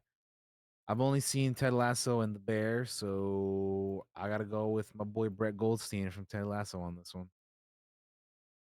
As much as Phil Dunster's good, I gotta go Brett Goldstein. I think this one. I got you. Not to spoil anything, I gotta go with Evan. I gotta go with Evan Moss from The Bear. Season 2 is so good, so I gotta go with him here. All right, we move on to Best Supporting Actress. We got Alex Bornstein from The Marvelous Mrs. Maisel, Ayo Edebiri from The Bear, Janelle James, Abbott Elementary, Cheryl Lee Ralph from Abbott Elementary, Juno Temple from Ted Lasso, Hannah Waddingham from Ted Lasso, and Jessica Williams from Shrinking. I am going Hannah Waddingham from Ted Lasso. Although Ayo Edebiri is fucking great too, man. I mean, so is Alex Bornstein though. Fuck. I mean, I feel like there's a lot of good options on this. Yeah. So, yeah, I don't know, but I'm going Hannah Waddingham on this one. I'm going with Ayo for The Bear. Best limited or anthology series: we got Beef, Netflix, Dahmer, Monster, the Jeffrey Dahmer story, Daisy Jones and the Six, Fleischman is in trouble, and then Obi-Wan Kenobi. Now, I don't think Obi-Wan is gonna win, but that's what wins in my heart. So I'm going with Obi-Wan. The only one of these I've seen is Obi-Wan, so it wins for me too. Yeah, that's also the only one I've seen as well. But anyway. Best actress in a limited or anthology series: we got Lizzie Kaplan, Fleischman is in trouble, Jessica Chastain, George and Tammy, Dominique Fishback and Swarm, Catherine Hahn and Tiny Beautiful Things, Riley Keough and Daisy Jones in The Six, and Ali Wong in Beef. So I haven't seen any of these, so I can't speak on it. Same. Best actor or limited in anthology series or TV movie: we have Taron Egerton from Blackbird, which I still need to watch. I know it's on my list. Kumail Nanjiani from Welcome to the Chippendales, Evan Peters from the Dahmer thing, Daniel Radcliffe from Weird, the Al Yankovic story, Michael Shannon from George and Tammy, and then Stephen Yeun from Beef. The only one I've seen is Daniel Radcliffe in the Weird Al movie, but so I guess I mean I don't think he's gonna win though, but it's up to you. You used to be like, I have no pick here because I'm just gonna win. If I had to guess, I'd probably go Taron Egerton or Stephen Yeun because those. Well, probably Steven because of how big Beef was for a little bit. I haven't seen that show, but everybody was talking about it when it first came out. George and Tammy's on my list. I want to check that out. But yeah, no pick for me there because I haven't seen any. Best supporting actor in a limited or anthology series or TV movie: we have Murray Bartlett from Welcome to Chippendales, Paul Walter Hauser from Blackbird, Richard Jenkins from Dahmer, Joseph Lee from Beef, Ray Liotta from Blackbird, Young Mazzino from Beef, and Jesse Plemons from Love and Death. I feel like Ray Liotta is gonna get this one, especially since he's like, no longer with us anymore. I feel like they're probably gonna give it to him. Yeah, maybe. And I haven't seen any of these, so I gotta watch Blackbird, dude. Making a guess. Same. I've heard great things, and it's like a mini series, so it won't take too long. Best supporting actress in limited or anthology series or TV movie, we have Annalee Ashford, Maria Bello from Beef, Claire Danes from Fleischman is in Trouble, Juliette Lewis from Welcome to the Chippendales, Camila Moroni from Daisy Jones and the Six, Niecy Nash Betts from Dahmer, and Merritt Weaver from Weaver from Tiny Beautiful Things. Haven't seen any of them, so I can't speak on that. Same. Here you go. Best writing for a comedy series. We have Barry, written by Bill Hader. The Bear, written by Christopher Storer. Jury Duty, written by Mekhi Leeper. Only Murders in the Building, written by a few people: John Hoffman, Matteo Borges, Rob Turbovsky. The other two written by Chris Kelly and Sarah Schneider. Ted Lasso, written by Brendan Hunt, Joe Kelly, and Jason Sudeikis. I really like The Bear, but I haven't seen season 2, so I gotta go Ted Lasso, man. Ted Lasso, I got I you. really liked. I'm gonna sound like a simp, but I gotta go with the Bear. I picked them every time they're up, but I can't help it. It's fantastic. Like season 2, I can't wait for you to watch it. I can't wait to talk to you about it.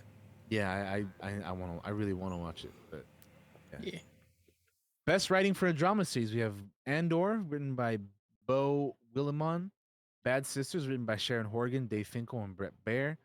Better Call Saul, written by Gordon Smith and Peter Gold. And then we have Last of Us, written by Craig Mazin. Succession, written by Jesse Armstrong. And The White Lotus, written by Mike White. I am going to go with Better Call Saul, Peter Gold. Yeah, that's my choice on this one because Better Call Saul's phenomenal. No, I got you. Yeah, I have to choose between The Last of Us and Andor. Which one do you think was written better, basically? Well, it's also a little weird because The Last of Us was based on a video game and they adapted a lot of that. But the changes they made for the series significant, yeah, were pretty big. So, like, I think I'd give it up to Last of Us, to be honest with you, just for the good changes that were made. But I do like a lot of the writing in Andor. Yeah, I think I'll go with The Last of Us here, just for the changes that they did make and were pretty big changes, improved the product type changes as well. No, honestly, I like the show more than the game, dude. Like that's how much I feel like they improved on it. Like I really like the show more than the game. Anyway.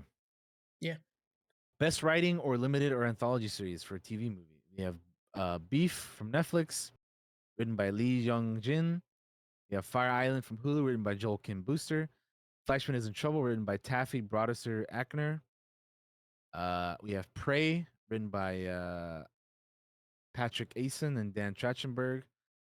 And we have Swarm written by Janine Neighbors, teleplay and story by, and then Donald Glover, Story by. Weird Al Yankovic story written by Weird Al and Eric Apple. I'm going with Prey because I like that movie, man. It was one of my favorite movies of last year. So I'm going with Prey as well. Prey was badass. It came out in a time where I really needed it too. Weirdly enough, I really. I remember when we first heard about Prey and we were like, "Oh, that's gonna be on Hulu. I don't know how that's gonna be." And then it came out and I fucking love it. I think it's great. Me too. I watched it I want to say 3 times the week it came out. Like I watched it. Yeah, I remember. Like I remember you did. Like because I watched it once, and then I think I watched it once on my own, and then I watched it once I think with a group, and then we watched it I forget. Did I watch it in Comanche or not? I don't know. I think you did 3 times. I feel like I remember you saying you did. Yeah, because I feel like I wanted to do that, and I think I did. But anyway, I watched it 3 times that week it came out. It was fucking awesome. I loved it. Anyway, best directing for a drama series, we got Andor, directed by Benjamin Caron.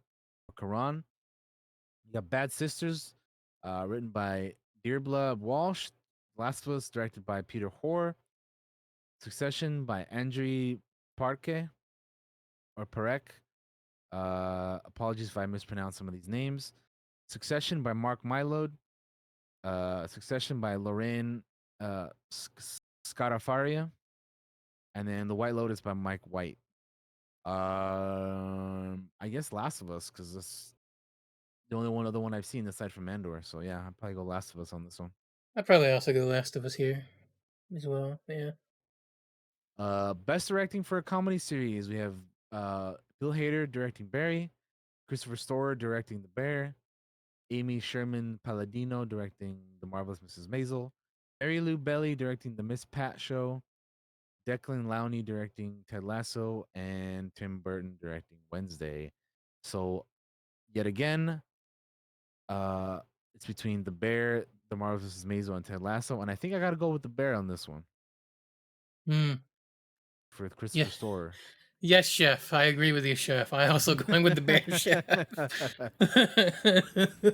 All right, we can move on. The best directing for a limited or anthology series or TV movie.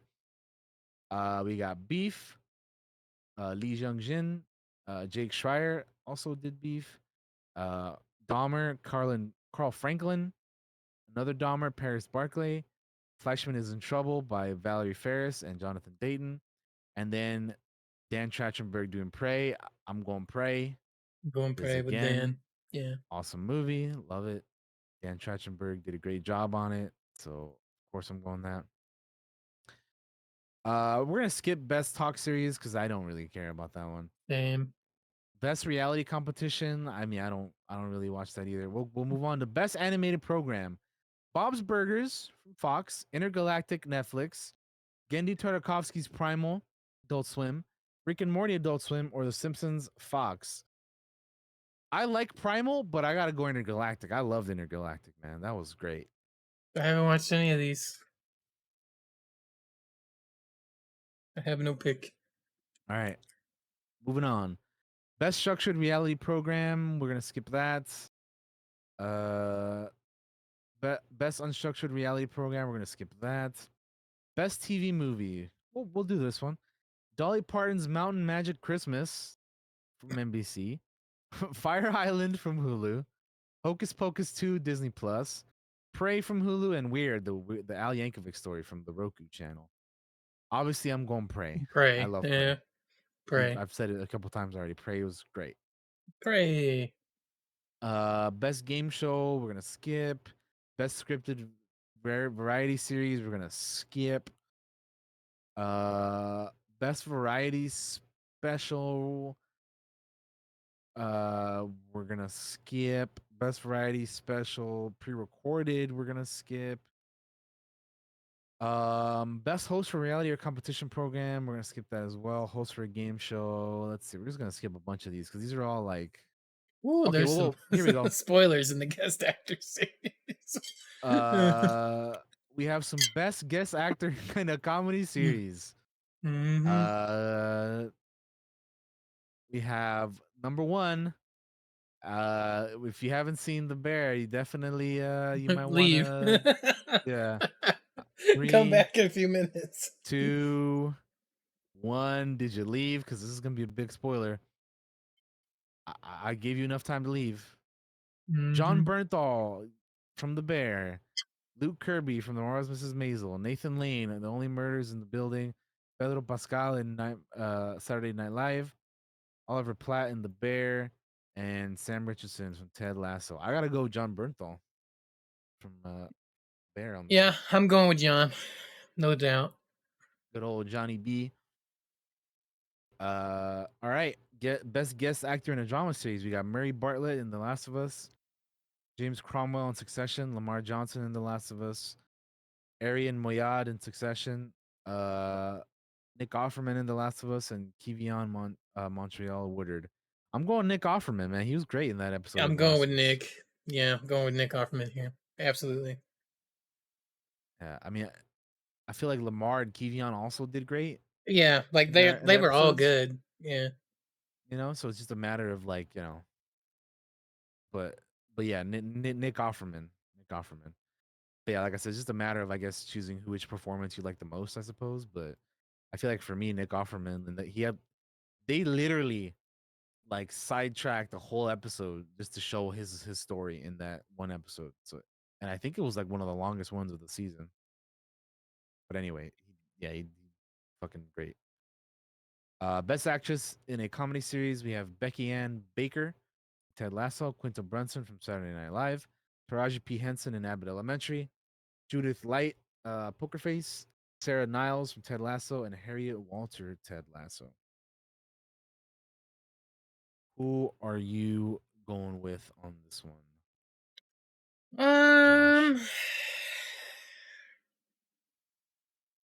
Shit. I have to remember names to faces here. Okay. Okay, I So remember for you. me, I might go Sarah Niles on this one. From Ted Lasso. I feel like she was a pretty big character as the, you know,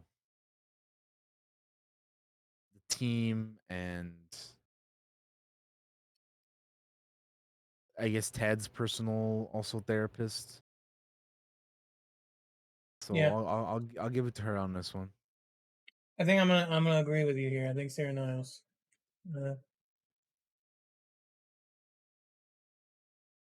right. Best guest actress on the drama series, we have Hayam Abbas, Succession, Cherry Jones from Succession, Melanie Linsky from The Last of Us, Storm Reed from The Last of Us, Anna Torv from The Last of Us, Harriet Walter, Succession. I'm gonna go. This one's I'm kind of torn between Storm Reed and Anna Torv. I'm having the same thought. I think I'm gonna go with Storm Reed though. Okay, you go Storm. You go Storm. I'll go Anna, dude. Fuck it. Okay, hell yeah. I'll go Anna Torv, dude, because I liked her as Tess, but man, Storm Reed was really good as fucking Riley too, man. Yeah. Anyway, I feel like hard pick. Either one of those could win. I haven't seen Succession again, so I can't speak on any of those. Best documentary or nonfiction special. We have Being Married, Tyler Moore from Max, Judy Bloom Forever from Prime Video, My Transparent Life from Prime Video, Pamela, A Love Story from Netflix, and Still, a Michael J. Fox movie on Apple Plus. I actually want to watch that one, the Michael J. Fox one, but I have not yet, so I can't speak on any of these. But that's the one I do want to watch out of those. Yeah. Best documentary or nonfiction series. We have stuff I haven't seen, so I don't know if you've seen. I haven't seen any of them. Nope. Best hosted nonfiction series or special, I think also is kind of the same. I just haven't seen a lot of this stuff, so no point in naming it all off. Exceptional merit in documentary filmmaking, same thing. So there we go. We'll leave it at that. We went over a bunch of it. It seems like some of these shows are gonna have some pretty big nights, man. Yeah. I feel like Succession is gonna have a big night. Last of Us is gonna have a big night. The Bear, Ted Lasso, hopefully, so we'll see. That is the Emmy nominations for 2023.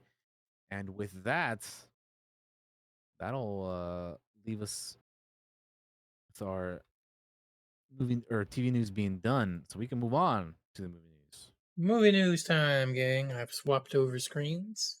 Excellent. So what do we have first? The first thing in the movie news that we have a teaser. We have some trailers to watch, but the first one is a teaser for Godzilla -1. Now, I don't know what the fuck that means. I don't either.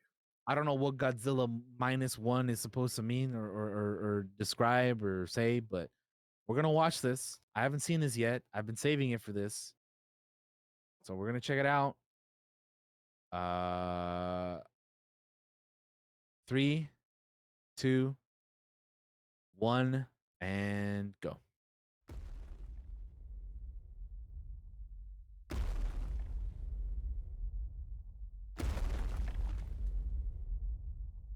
So for those of you wondering what the hell this is another movie from Toho.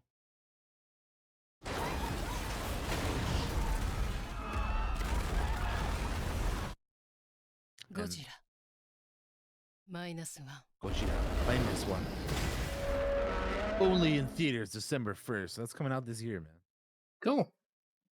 And that's literally all we know. It looks pretty intense though, man. Like there's a lot of destruction and chaos and people fucking running around. Jake's already got his tickets. Right? There it is. Gojira -1. Cool. I definitely want to see more because that. I mean, it looks like a Godzilla movie. It's all. It's all I really Yeah. can say about it. So yeah. Cool. Yeah. All right. Moving on to the next thing, we have a teaser or official trailer for Wonka, which I haven't seen this either. I saved it for today as well. I have already seen it. Okay, I have not. So this is gonna be a first time for me. Are you ready, Josh? I'm ready. All right. 3, 2, 1. May thy knife chip and shatter. Here we go. Play. 7 years traveling the world perfecting my craft. You see, I'm something of a magician, inventor, and chocolate maker. So quiet up and listen down. Nope, scratch that. Reverse it. Mr. Wonka, I can see you're a man of great. This is gonna be weird because I'm gonna watch this movie and all I'm gonna think of is him as Paul Atreides, dude. Dark, Right. white, nutty, absolutely insane. Many people have come here to sell chocolate. They've all been crushed by the chocolate cartel. You can't get a shop without selling chocolate. Man, and the you chocolate can't sell cartel. chocolate without a shop. Yeah, the chocolate is the spice. Yeah. No daydreaming. What are we gonna do, Willie? Dang, no daydreaming. That's fucked up. A double, huh? He had an idea with the I got an idea. conveniently placed light bulb over his head. Easy for you. They're gonna get better. The director of Paddington. I gotta watch Paddington, dude. That's the most solemn vow there is. Where do we start? Producers of Harry Potter. Where's this? Is that Mr. Bean? What's happening? Ooh, what's a chocolate that makes it fly? Let's find out, shall we? Who's for a hover job? Nothing to see here. Just a small group of people defying the laws of gravity. Ladies and gentlemen of the Gallery Gourmet, my name is Willy Wonka. He's good. Too good. Pretty sure I've gained about 150 pounds in the last 2 weeks. You could change her life, Mr. Wonka. Change all their lives. Run away! Every There he is. thing in this world started with a dream. So you hold on to your. Dang, dude, he's turning into Up and Mary Poppins, bro. Who would have thought? Mark my words, this is gonna be the greatest chocolate shop the world has ever seen. So you're the funny little man who's been following me. I will have you know that I am a perfectly respectable size for an Oompa Loompa. An Oompa what now? Allow me to refresh your memory. Bro, Oh, I don't think I want to. Hugh Grant as a Oompa Loompa? I've started dancing now. Once we've started, we can't stop. Wow. Okay, that is not what I was expecting from this movie. But I guess it's got like the right kind of tone and whatnot, right? It's just very like silly and whimsical and shit. What do you think, Josh? You've already seen this. I only just watched. This is my first time, so I'm gonna sound super negative when I say this, but this is a movie that is like, it's a safe movie because like it's gonna have that same old trope of you can't do this. Yes, I can. We know how it's gonna end already. Like, and it's just gonna be Wonka doing that. Like, I don't think it's like, what are you gonna do with it that's gonna make it special Like and different? yeah, like different. And I don't see the point of it or the need of it, but they made it, and it's got Timothée Chalamet in it. I guess that might be entertaining, the fact that Timothy's in it, but yeah, I'll probably see it when it comes out. I'll say that. I'm not excited for it or anything. It's not going to be a day one for me or anything like that. I just yeah. I'm very on it. Like, respectfully to those people that made that movie, I'm sure they worked very hard. Anyway, that's how I feel on it. Hugh Grant as Oompa Loompa is pretty good, though. I'll give him that. that's gonna be quite something. At least it's not another fucking remake of an earlier film. Yeah. True. All right. Well, we got one last trailer here for the day. Josh, you ready? I'm ready. I haven't seen this yet. This one I have seen. So let's check it out. In 3, 2, and 1, go. Okay. My boy Sholo. Let's do this. Yeah! You gotta force it to come out. What do you... You're a genius. I know. But what I say? No, no, no, no,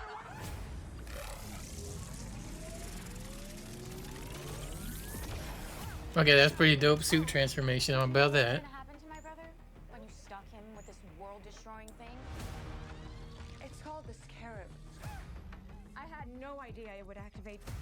It has to choose you. So how do we get it to unchoose me? Host acquired. Who said that? Systems checking. 3, Okay, 2. it's gonna be okay.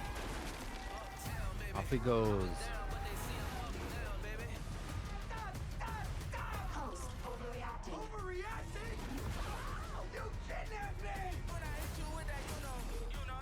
Threat approaching. Engaging host protection.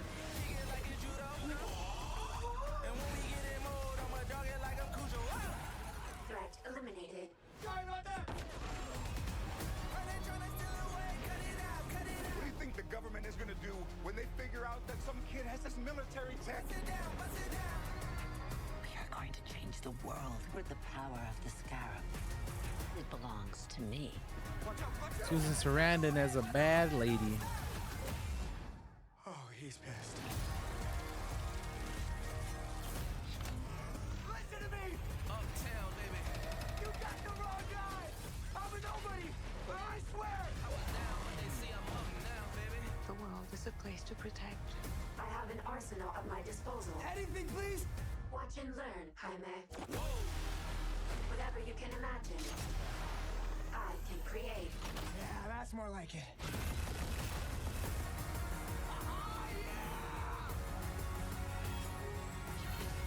That love you feel for your family makes you weak. You're wrong. My family, that's what makes me strong.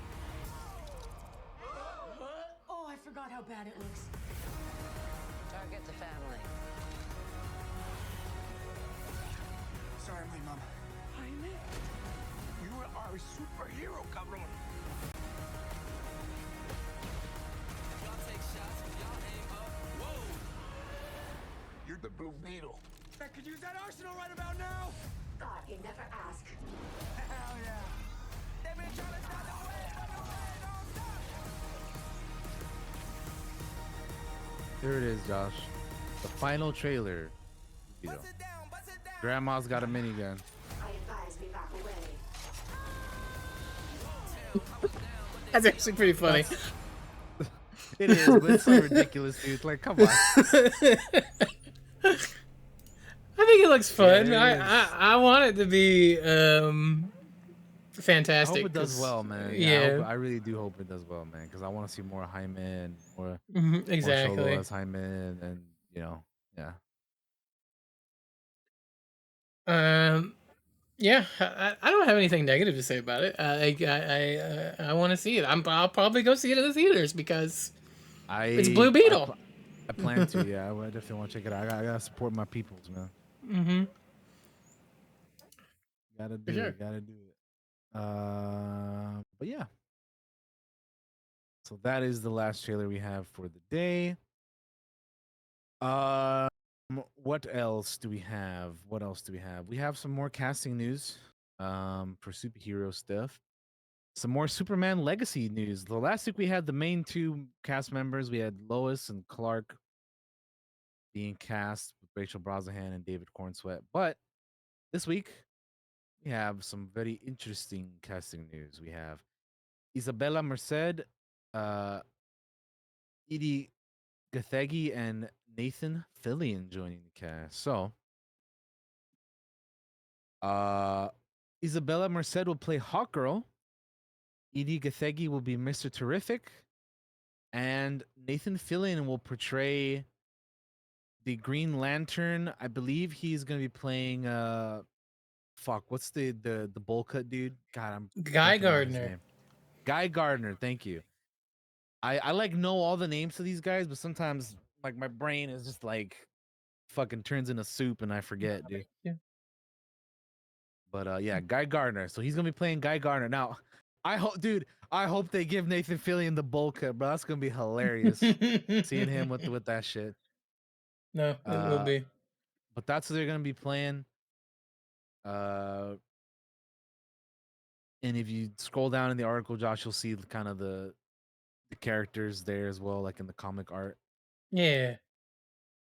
Which, yeah, pretty cool. I was just looking up the actors to see if I'd seen them in if you anything, knew but them from stuff. yeah, I don't think I ever have really. To be honest. I obviously Nathan Fillion. I've seen him in a bunch of stuff. I think Yeah. Isabella. I think Isabella is fucking Dora from the Dora movie. It says she's in Transformers as well. Oh, she was in the one I didn't watch. Oh, is she? So then, yeah, she was in the Last Night, which I didn't watch. Oh, I didn't realize that. I just saw Transformers. Yes. Hello, Paula. She was in Sicario 2, which I mean that one I never watched the second one. It's not as good as the first one. I got First you. one's like real good. The second one is just kind of like, eh. Yeah. But yeah. So Isabella Merced, she's gonna be Hawkgirl. That's interesting. That's pretty cool. And then yeah, Mr. Terrific, and it's so interesting because like, you know, we're getting a Superman movie that like, obviously in this universe, heroes and villains are already going to be existing, so we're not getting any origin stories or anything like that. So it makes me wonder, like, not that I'm worried about how many characters are going to be in this movie, because I mean we know James Gunn. He does pretty well with ensemble cast, like, you know, obviously with Guardians and stuff. So I'm not worried about the amount of characters that are in this. But it makes me more so curious on the story. Like, you have Clark, you have Lois, then you have Hawkgirl, Guy Gardner, and Mr. Terrific, and then the other piece of casting news that we have here is that Anthony Kerrigan is going to be fucking Metamorpho, which that's an interesting like villain, you know, to have in a Superman movie, or not a villain, but you know, just character. Yeah. As well, like just mixing in all these, you know, people together is gonna be it's gonna be real interesting, man. Yeah, for Like sure. it just makes me wonder the story, like I said, because it's a lot of it's just a curious group of characters that he's assembling here for this, you know. Mm-hmm. But we'll see. I'm so far though, I gotta say, all the casting has been pretty good, you know.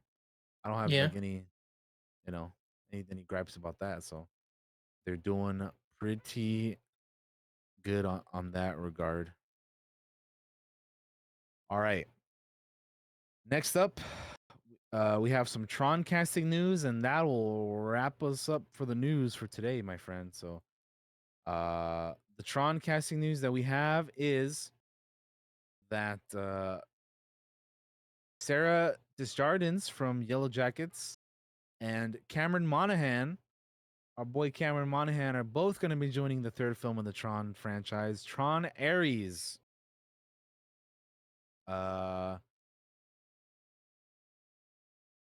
So I'm not sure if there's any details on Sarah's character.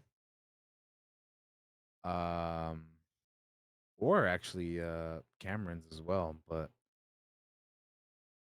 they're gonna be joining the film. Josh, I know how you feel about Jared Leto, and I know that this movie may not have you the most excited, but I mean, come on, dude. Our boy Cameron Monaghan's gonna be in it, dude. Come on. Yeah, can we fire Jared Leto? Like, I'll be fine. Like, can Cameron take the lead here? Like, yeah, I was gonna say, let's make him the lead, right? Let's make Cameron the lead. I'm down I bet with you, that, dude. I'll bet you $1,000 they make him the villain.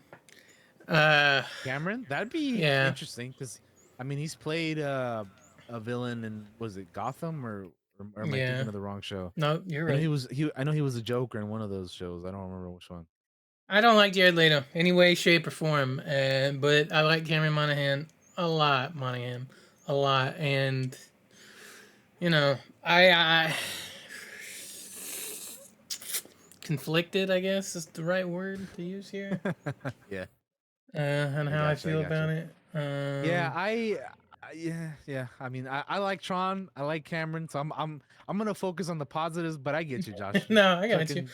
But it's two things in its favor, right? Like Jared Leto is a piece of shit, but Cameron Monaghan and Tron are cool. So that's 2 points in the favor. And I'm excited to see more of Cameron's like non video game acting, because I mean, he's great in Survivor and stuff and all that, but like it'd be fun to like actually watch him like do his thing and like just normal, well, not normal acting, but you know what I mean, like not. No, I know what you mean. Yeah. Not with like a bodysuit and lights on his face and little dots on his face and all that. But I will say they do some crazy good performance in Jedi Survivor. No, they do. I'm not saying anything about that. I'm just. But it's gonna be crazy to see him in live action. I'm the same as you. I haven't seen him really seen him in much of any like stuff like the Gotham thing. I never watched Gotham, even though it was like it's a DC thing. I just was never really super interested in the idea of watching that. So a lot of the stuff I've seen him in is just like voice work or like video game stuff. So I'm looking forward to actually checking him out as like you said, like a more live action, without any of that other stuff kind of acting. So that'll be good. That'll be good. Yep. All right. But yeah, that is our movie news for the week. Obviously, as we know, WGA and SAG are currently striking. So there's not a whole lot of news in that regard with like, new movie stuff or new TV stuff because they're on strike. They're quite the doing their opposite. thing. Everything's shutting down. Everything's pausing productions or just stopping completely. People are right? joining the the striking and the non-promoting of things. So it'll be like that for a while. Who knows how long the strike is gonna go on for? But I mean, hopefully they get what what's right, and then you got people like Bob Iger saying some stupid shit too, like yeah. I don't know if you heard any of his comments, man, but I'm just like, I saw some of do it. you even like why open your mouth to that, bro? Like it's coming from a man who literally came out of retirement to make like $20 million or whatever in the past 2 years or whatever. Right. It's like, man, shut your ass up, Bob Iger. But anyway, I digress. That whole strike situation is, it's a whole other thing. But we're done with our movie news. So and our news for the week in general. So what say you that we take a quick break and then we come back and talk about our main topic, which is the Teenage Mutant Ninja Turtles the Last Ronin. I say let's do that because my bladder is yelling at me right now. We'll be right back after this game. Then. Let's go. We'll be right back, guys. Hello, guys. Welcome back to the second half of the Clockwork Cantina podcast. We have gone potty. We have snacks. It's hot. And it's hot as hell, dude. Yeah, it's hot here too. I got me a vanilla chocolate and almond ice cream bar. I have those cracker good, sticks. Those cracker sticks with cheese. I don't know if you guys ever had these. It's too damn hot today, man. For sure. For sure. Okay. So it hits the spot. Let's get into the second half of the show, shall we? Let's do it. So we're gonna talk about Teenage Mutant Ninja Turtles: The Last Ronin, a comic series that came out in 2020. This is your chance to leave if you are planning on reading this, and I recommend you reading this. So let's go ahead and hop into it. DT, take her away. I was gonna say, Josh. So how'd I do with this pick, man? With the comic reading, better than The Authority? Or what? You knocked it out of the park. Home run. I've been wanting to absolute grand slam, actually. I've been wanting to read this since it came out, and I'm glad we finally did. Because let me tell you, man, I fucking love this shit from the start, dude. It was phenomenal. I was not expecting each issue to be like over 40 pages long, but I didn't mind it because I actually really liked it. Like Yeah. I loved it, dude. I took notes, DT. Now they're not necessarily long notes, So, but I took speaking notes. of notes, I took notes for each issue. What I did, but for some reason, my notes on the third issue were deleted or something. I don't know what happened. Oh no! I took notes for each issue that I was reading, and the ones from number 3 are just gone. I don't know what the fuck happened. But anyway, hi Lucy.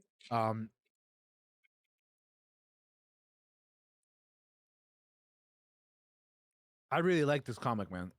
All 5 issues, incredible, phenomenal. From the beginning, like you get to hear, or not hear, but you get to like read the internal like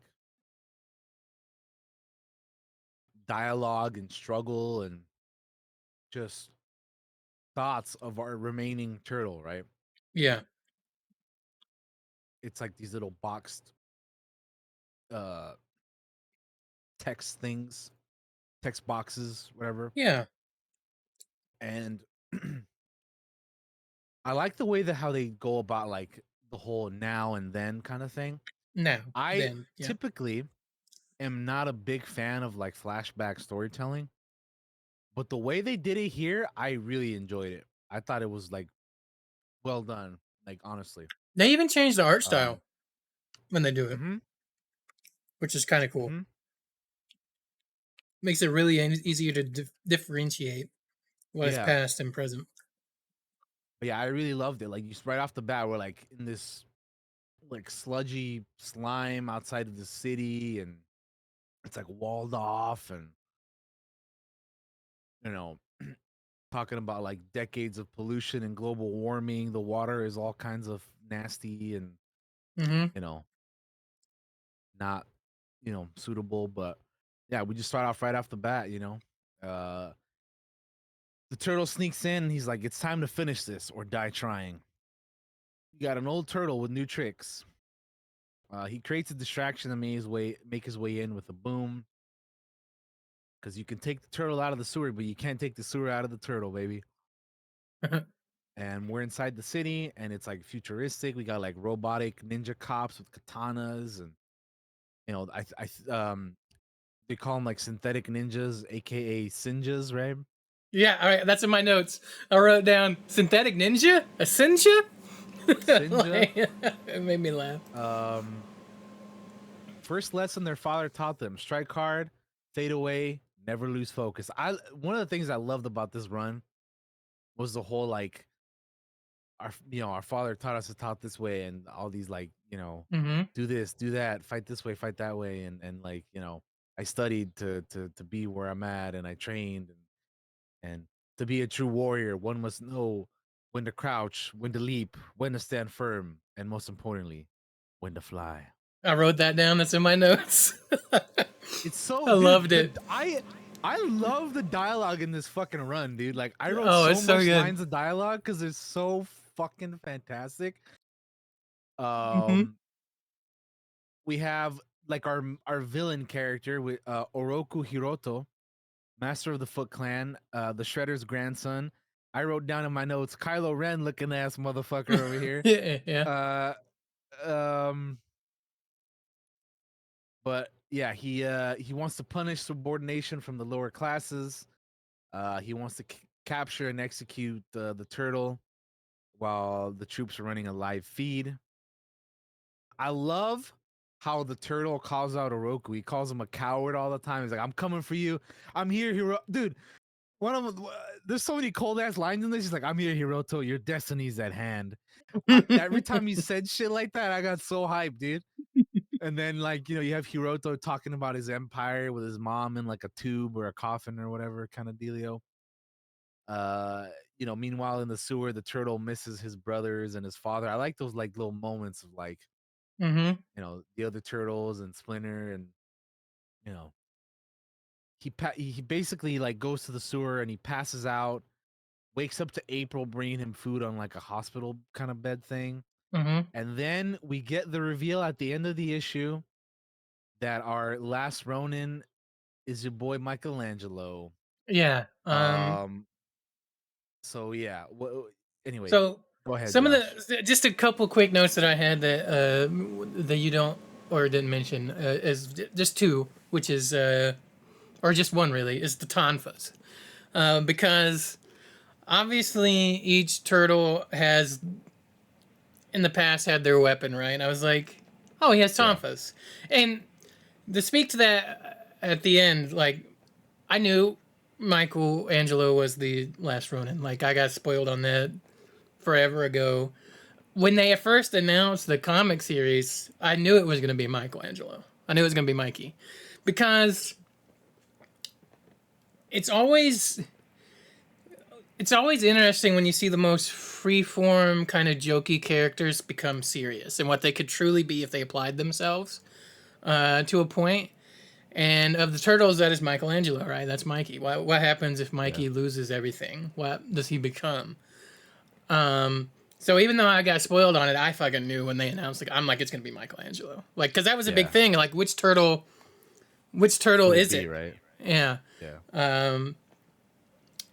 So the whole time I'm like, they're obviously leaning away from showing off the nunchucks. So they do the tonfas, which I find pretty cool.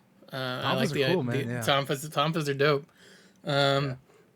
But yeah, like, so I knew it was Mikey, but I still like how they do the reveal at the end that it is indeed him, and it's April bringing him food. And I feel like I also got spoiled a while back. I don't remember like where I heard it from or whatever, but I think I do remember hearing something about that, so I wasn't like super surprised. But yeah, like you said, the reveal was pretty dope.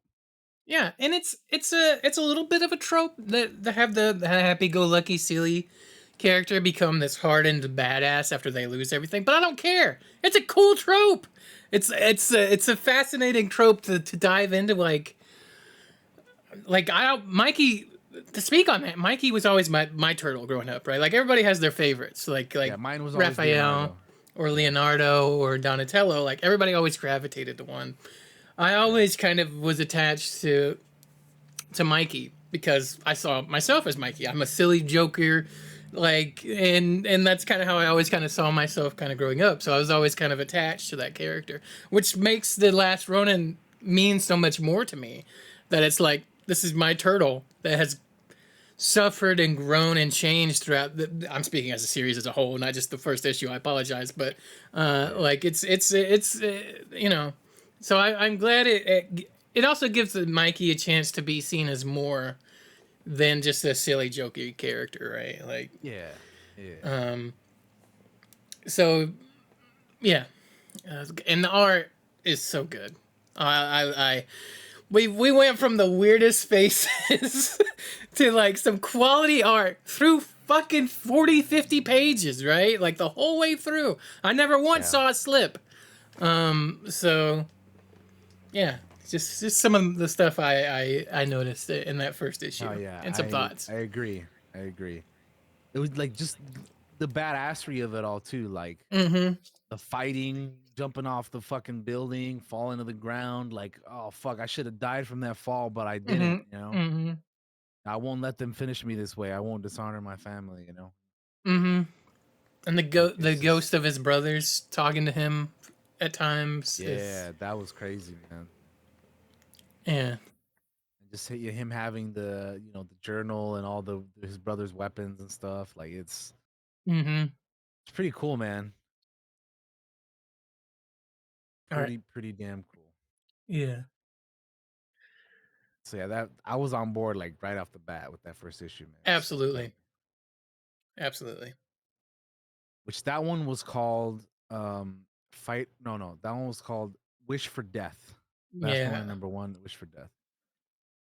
Which then we move on to the last one number 2, First to Fall. So we start off in the now.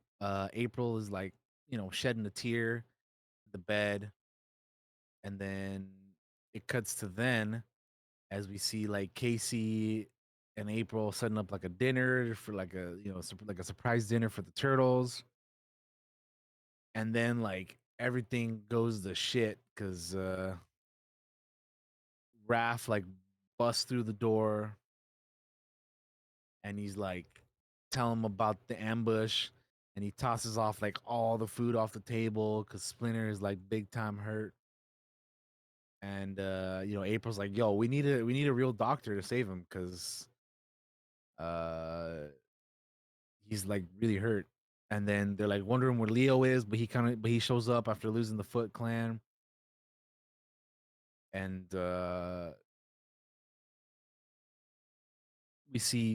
we cut back to now as April is like getting out of her bed and like putting on her arm and leg and stuff, and you're like, damn, she lost an arm and a leg and all kinds of stuff, dude. Like that's nuts. And she's like asking Casey for help, right? Even though we're like, how would that have happened? But Yeah, and it's a shot of like Casey's mask on some like his like golf bag with his weapons in it. Some good art. yeah, it's really really well done how they do it. But we got Mikey talking with the other turtles about how April survived, and they're surprised that anyone survived it. The last thing Mikey remembers is an explosion, and then like he gets into it with Raph, man. Like they get into an argument. He's like, I fought every battle you did, and even the ones you started, and you know, he always was like he knew that the tower mission was a one way like ticket basically. For our father, for our family, and for our honor. And then we cut back to then, and we have Raph searching for Karai, who is Shredder's daughter, and she's like smack talking on her soldiers for wallowing in their failure and like nursing their pathetic wounds, as she says in her words. The truce between the Foot and Hamato clans has been broken. Blood has been spilled, and there is no turning back now. As Raph jumps in and starts fucking tearing up a bunch of foot soldiers, dude. He like fucks them up. Dude. In my notes, I have Raph goes on a killing spree against the Foot. Yeah, I'm like he goes ham against the Foot Clan. Like he just, dude. I love how like fucking bloody and brutal and like real like the fighting is in this, man. Like there's blood everywhere, dude.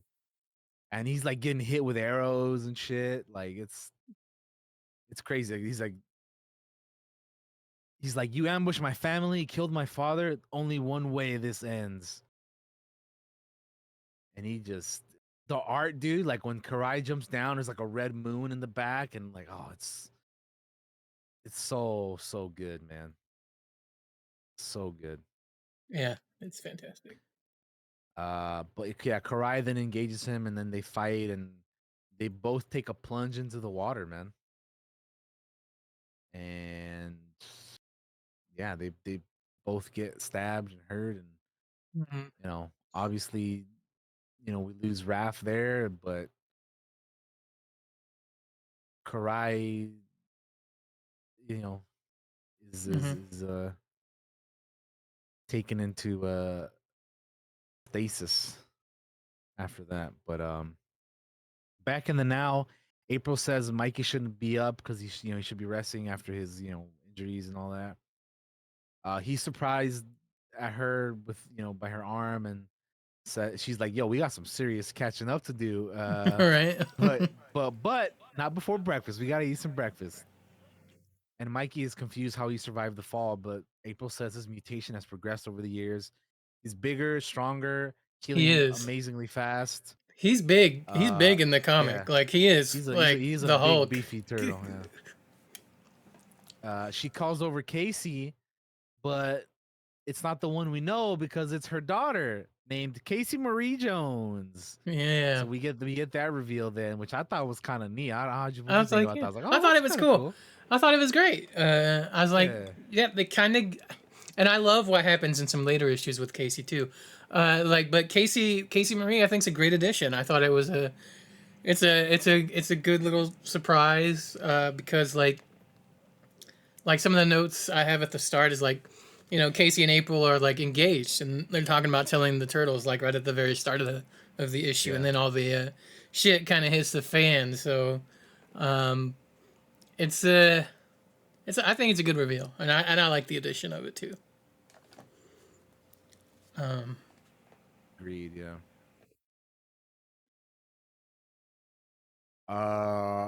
So we got homeboy over here training with the foot soldiers. Your boy Hiroto, he's like training. He's like, kill me, cowards, or I will have you killed. So he's just like, uh, Doing villain things.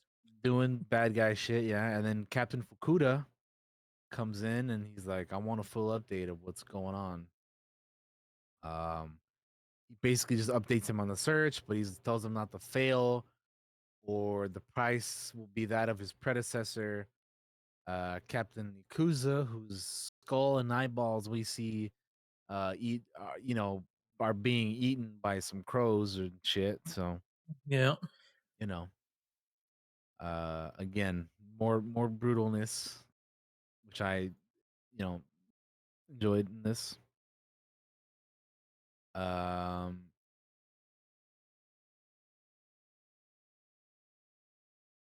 and then we have Casey Marie telling Mikey that she's been doing kendo, and she's like explaining to not only him but to us the new districts, right? There's like the top, the middle, and the bottom. Yeah. And he's Rock like bottom. thanking her. Yeah, rock bottom. And he thanks her for not telling his mom what he was gonna do, because when she encountered him, we saw what he was gonna do. So he's like, thank you for not telling your mom. And she's like, yo, I understand the honor of it all and everything, but she asks him like where he's been all this time, and he says he just walked, into the mountains. He didn't stand a chance, so he found a place to meet his end. But he started hearing voices after a while of just laying there and saying his destiny wasn't complete and he couldn't leave yet. He spent years alone until the real world found him again, and he just went ham on these dudes because he's like, these Yeah. guys, they have no honor, dude. So I'm just gonna take care of them real quick. But since then, yeah, he go ahead. He's like learned and mastered all forms of martial arts, right? Like that's Yeah, kind of what he's been eventually does, I think, as he kind of wanders the world for a bit. yeah, because He's he just very like kung follows. fu, right? Like very kung fu. I wander the world and master things. Because Splinter's book was the path to learn and master all forms of martial arts. He says, Yeah. to adapt to every challenge and every form of combat. And with his training finished, there would be no peace until he fulfilled his destiny and went back home. And we see that in the art, which, like you said, like you mentioned earlier, just the different art style for the flashbacks, I thought was really cool.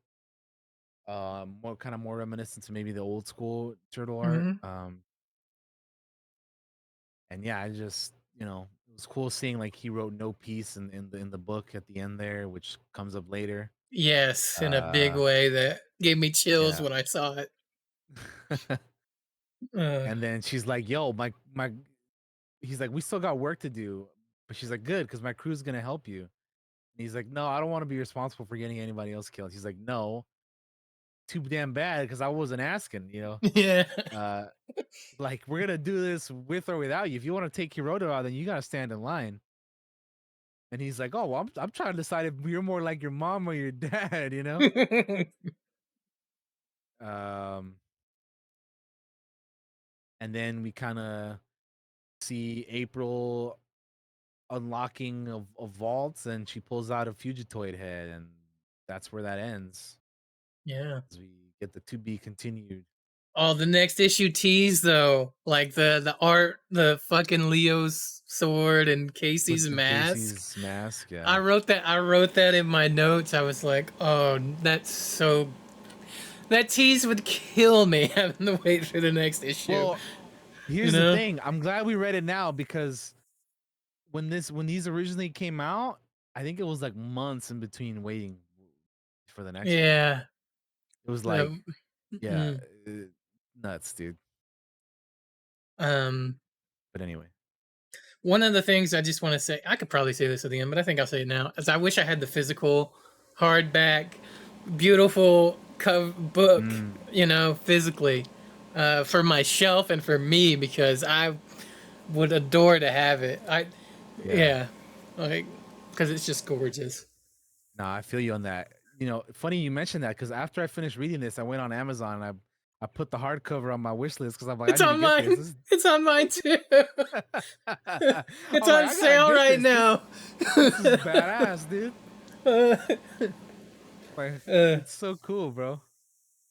I also want the action figure. Did you see the action figure? It looks so that's cool. on my wish list too, dude.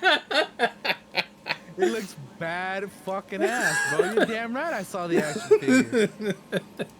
It's cool as hell, man. I'm like, this is great. This is amazing. It's from NECA, dude. They usually do a good job with their stuff. Little 7-inch figure with the little box and all the accessories, like all the weapons too, man. Like the nunchucks, the katana, the sai, the tonfa. You got the little stars and everything. It's so Got the 2 sick. different heads. It's badass. It's so sick. Yeah. Anyway, we Sorry. little of a Look, we're nerding out over here. Okay, we love this shit. I can tell you guys right now, I love this run. Yeah.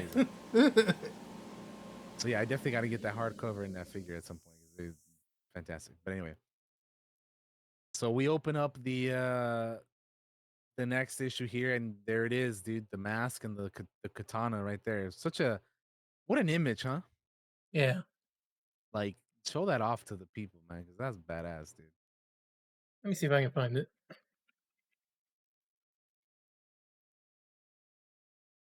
for you guys. Basically, we start off with Hiroto swearing his fealty to the Foot Clan on his 16th birthday. He's the sole heir. It's been 10 years since Karai was critically injured in the battle and has remained comatose. And his first command is to send an invitation of parley to the Hamato clan leadership, including those in Japan and Splinter in New York.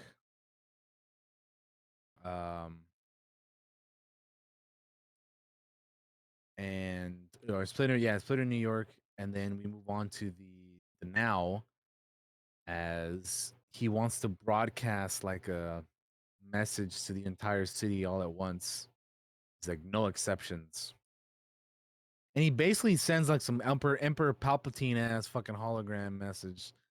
He's like, people of my city, for nearly 2 decades, I've kept you safe, protected, allowed you to prosper at will. My will. I alone decide your fate. So hear me now. Heed what I have to say. And he's just like, there's a monster out there. Like he's an assassin that, terrorist who wants to tear down all that I've built, and he wants to kill me. And he's like, this treasonous affront is unacceptable and unfathomable, unforgivable. Any crime against me is punishable by death. And he's like, no stone will be left unturned until this beast is captured, and I will personally execute final justice. And basically, he enables martial law in the city. Yeah. And shit goes crazy. Because the fucking Sinjas start going nuts on these people. And he's like, if you harbor this insurgent, your fate you will not suffer the same fate as it, but yours will be far worse. And the communications are all jammed, and the resistance is like, yo, we gotta get to Casey Marie, because she's out, she's got to know about what's going on. And then we have Mikey talking to his brothers again, and they're discussing Casey Marie. She's like, she's just a child, or they're like, she's just a child. But and I like how Mikey's like, sound familiar. Yeah. He's like, what the hell do you think we were doing? But then Donnie's like, yo, apples or oranges, dude. We trained on our entire lives. And Raph is like, she's just a mutant, bro. She's a kid. Casey and April's kid. But then Mikey's like, yo, we were kids too. We were Splinter's kids. Just like Karai was Shredder's and Hiroto was hers. And here we are. All of us back to square one. And then we have Casey Marie arrive in her Dr. Afra cosplay. That's immediately what I thought. I was like, she looks like Dr. Afra. That's literally what I thought. I was like, Joe, she's wearing the cap and she looks like her and everything. Yep. Dude. Yep. But Straight up that's does. Yeah, so she arrives in her Dr. Afra cosplay and she's talking to Mikey and you know, she's wanting to do her thing to check with him with her crew. She's like, I'm not asking for permission. I'm gonna go. Mikey's wondering where April is. She's like, Casey's like, she's in her lab, and you know, they go along their ways. Mikey comes into April's lab. She sees that she has, or he sees that she has the Fugitoid head, and they're working on it. She's working on it. And April's like, well, you know, I was trying to ease you back in everything, but things are about to get crazy right now. And he's like, yo, about to get crazy? Like, what do you mean? But he's like, you know what? It's finally time for us to do all that catching up that you were talking about. And she agrees, and then we kind of get the flashback of like uh Mikey and Donnie and Leo along with the professor and Splinter in you know their side of things. Um you know, they're trying to see what's gonna be going on with this truce, with these peace talks. They're all a little cautious, but like hopeful that you know this is gonna be legit. Um, Splinter's like, yo, it's time that this you know feud gets put to an end. And he was always, and you know, honor's a big part of this, right? Because he's like, his predecessors honored many ancient traditions, regardless of our clan's longstanding enmity. Um, and so he's like, yo, if he's respectfully asking, then I'm willing to try to reach a peaceful understanding. We can only hope that his intentions are pure, my sons. But we will not let our guard down either. Be strong. We will see you all again soon. And they leave. They head off. And then we got punk ass Baxter Stockman readying the strike team because he tracked Honeycutt and he knows where they're moving because Honeycutt's with them. So uh they pretty much set an ambush in the trap, and they, you know,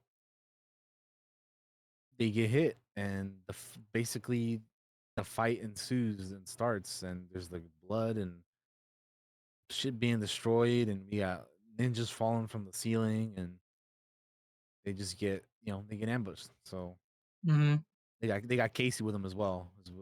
Also, I forgot to mention that, but Casey and Leo are like getting ready to fight off a bunch of dudes, and you got Mikey and some of the other people. Well, Mikey has to escort April and Honeycutt out of there, while Casey and Leo are trying to hold everybody back. And you know, things are kind of not going well for the ambush team. So then Baxter Stockman sends out a bunch of Mausers because he wants the Fugitoid, and they see a lot of Mausers, like a lot. The art shows like so many, like it's insane now. And we have just Leo and Casey just standing there like, shit, you know, we gotta, you guys go ahead, Mikey, get them out of here. We'll hold them. We'll do what we can to hold them off. I like how Casey's like, your turn to buy pizza when we're through. Um, and then like Leo picks off his toppings and he's like, what is, Casey's like, what is wrong with you? That shit had me dying. Honeycutt's like, dude, I'm gonna self-destruct before I let you hurt my friends or imprison me again. And Baxter's like, well, if I can't have you, nobody will. And he just blows up and self-destructs all the damn Mausers, and stuff goes into flames. You see Casey's mask and Leo's sword, and you know, we come back to the now as Casey Marie is looking for the resistance, her crew. and they fill her in on what's going on. And they're like, "Yo, we gotta use the old telecom lines to, contact our the rest of our peoples. But let's get secure and meet up in the lair in about an hour." And she's like, "Whatever you do, stay underground and watch your backs." So they do that. She heads down underground. And I like how immediately she's like, "Well, gonna have to break my own rules," because she pops right back up. And then not only that, but immediately finds a Sinja and, fights it. And tries to head back. So in the meantime, we have like April like drawing some blood from Mikey. And she's like, "I want to see what your advanced mutation is doing to your body." And he wonders if Honeycut is still actually in there. April's like, "I don't know, but we can try." And then Mikey wonders like how she ended up where she is after the explosion. And April's like, "Well, after the smoke cleared, a rescue team pulled me out of the rubble and took me to the hospital." And then we get the flashback art again where we see her like, she's like, "Well, I woke up about a week later only to find out that I lost my husband, my friends, my home, my arm, my leg, and oh yeah, surprise, I was pregnant." So she stayed in the hospital for a very long time, lots of physical and mental therapy. And she's like, "Honestly, I don't know which part was harder." All in the meantime, Hiroto and the Foot Clan were taking control of New York. And, she was discharged and she took the baby with her and they moved back down to the lair. And then Mikey's like, "Well, how'd you get the Fugitoid head?" And she said that some of Leo and Casey's strike team that weren't killed in the battle that recovered it. And he's like, "Well, where are those guys now?" And she's like, "Well, they died fighting Hiroto's forces when he took over. But there are a few commanding underground resistance units in other parts of the city." And then April mentions that training that he did in Asia and Europe that Casey Marie mentioned. But she's like, "You didn't say how you got back over here." And then he explains like, "Oh, it was a fog mostly. Like, I was trying to get to you and the Fugitoid to safety, but the explosion knocked him, all the way unconscious, and he was out for a while, and he didn't think anybody survived, so he was just not thinking clearly about anything, and he was kind of in a haze, and went down to the sewers of the lair, and tried calling Donnie to warn him, but he got nothing, and he was so desperate that all he could do was to save him. So he grabbed weapons and other things from the lair and stowed away on a plane to Japan. And then April, was like, "Yo, I worked with counselors about survivor's guilt," and he's like, "You can't really blame yourself," and all that. And then April's like, "Well, I know how to beat Hiroto." And then Casey Marie and her crew pop back in, and she's like, "Well, hope we need to know what that is, because we got to do it." And then we have fucking Hiroto over here on a building like a maniac. Right. Like just talking to himself like a weirdo, dude. Like just completely talking. He's I found nuts. this so He's insane. Yeah. I found it so ironic that he's talking about spoiled, entitled children when that's literally what he is, bro. Mm-hmm. Like he says this about like the city and the people down there. He's like, "Look at those little tiny insects begging to be crushed. I'm the only one who could crush them without a second thought, and yet they act like children, spoiled, entitled children." And he's just like going off about just nonsense, dude. Like talking about he's their master, and he's like, then he starts crying about his mom, like, "You left me all alone, left me in charge of an empire, and before that, as a small boy, your only son. Why?" And then he just goes off, "Ha, because you do what I could do. I was capable of, mother. And you, Oraku Saki, grandfather, Shredder, you see me." He's so a Kylo Ren, dude. Like, not even just looks wise, appearance wise, which is what I thought at the beginning.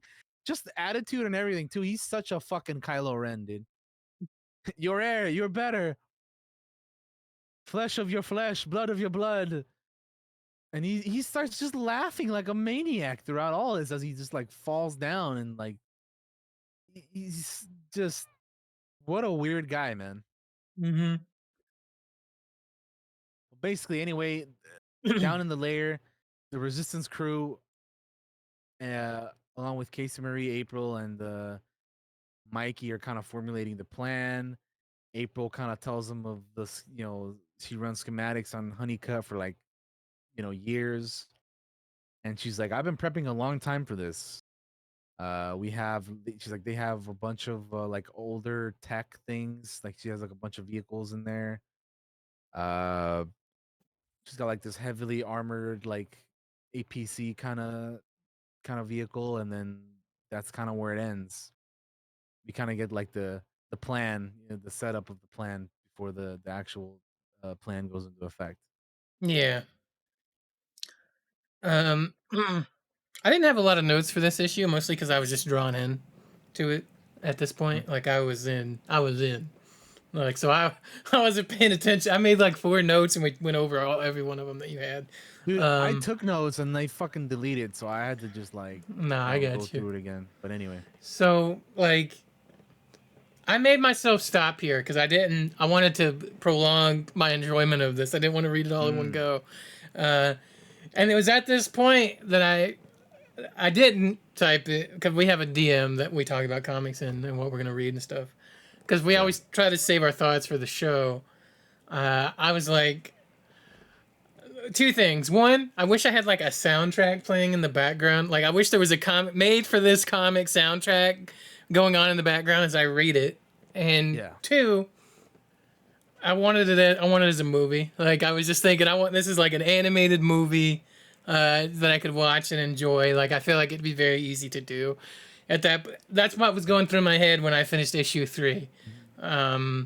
So even by issue 3, I was like, this is fantastic. I want more of it.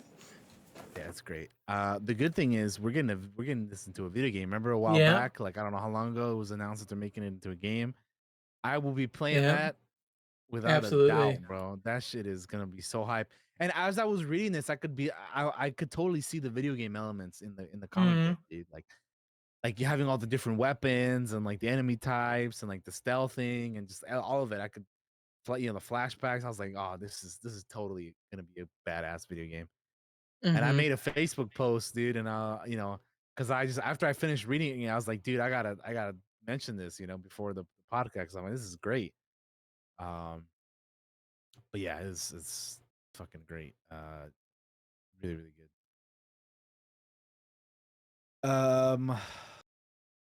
Yeah, so we can move on to the next issue then. Let's hit it. Which is issue number 4. Issue number 4. So this one,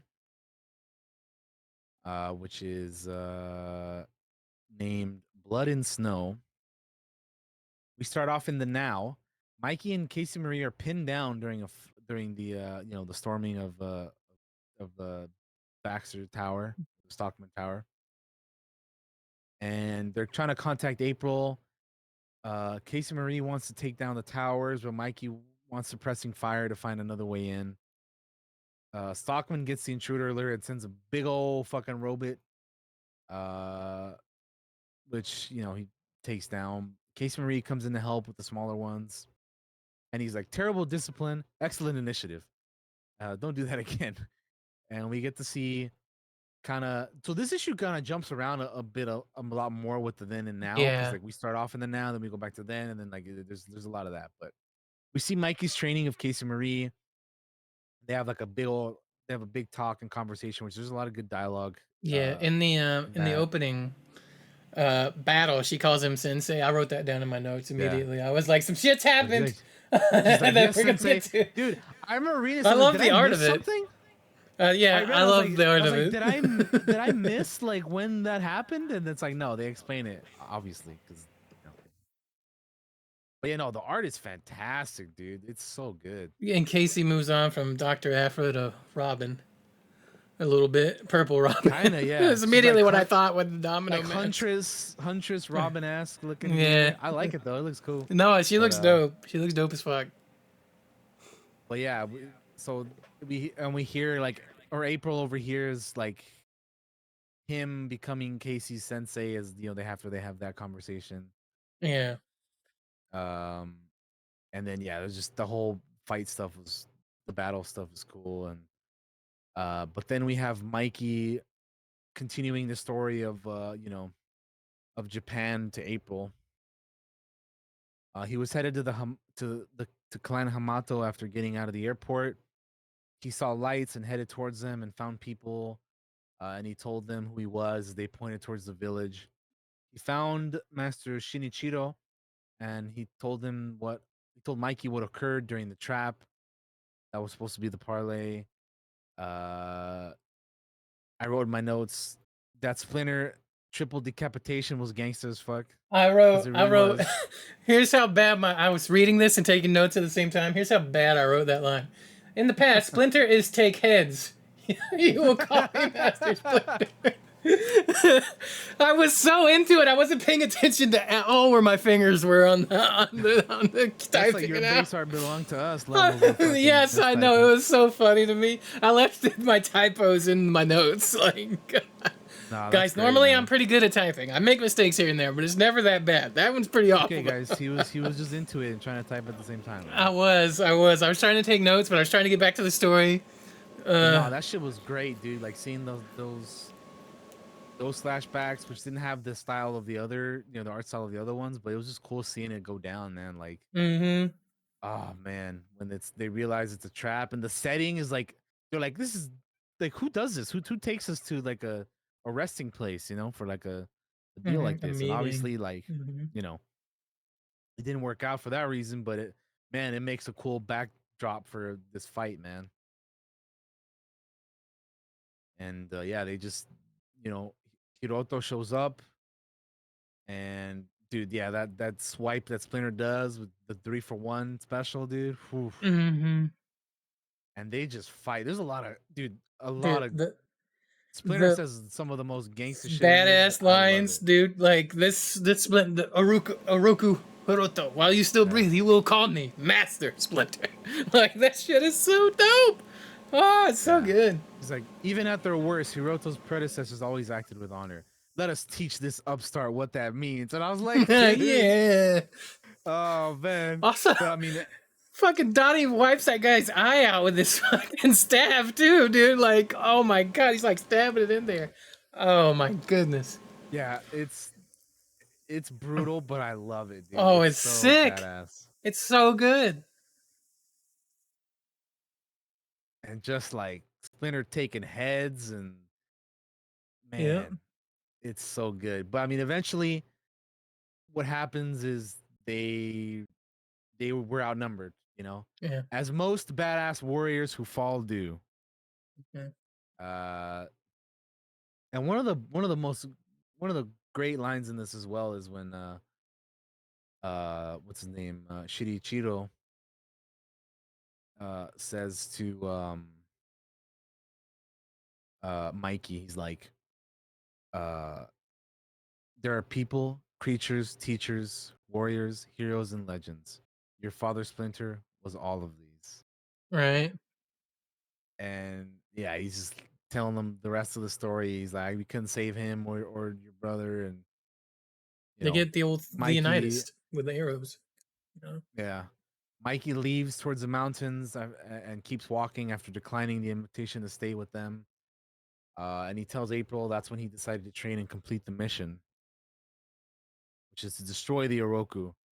And he says that if he knew she was still alive, things might have been different, but the mission would stay the same.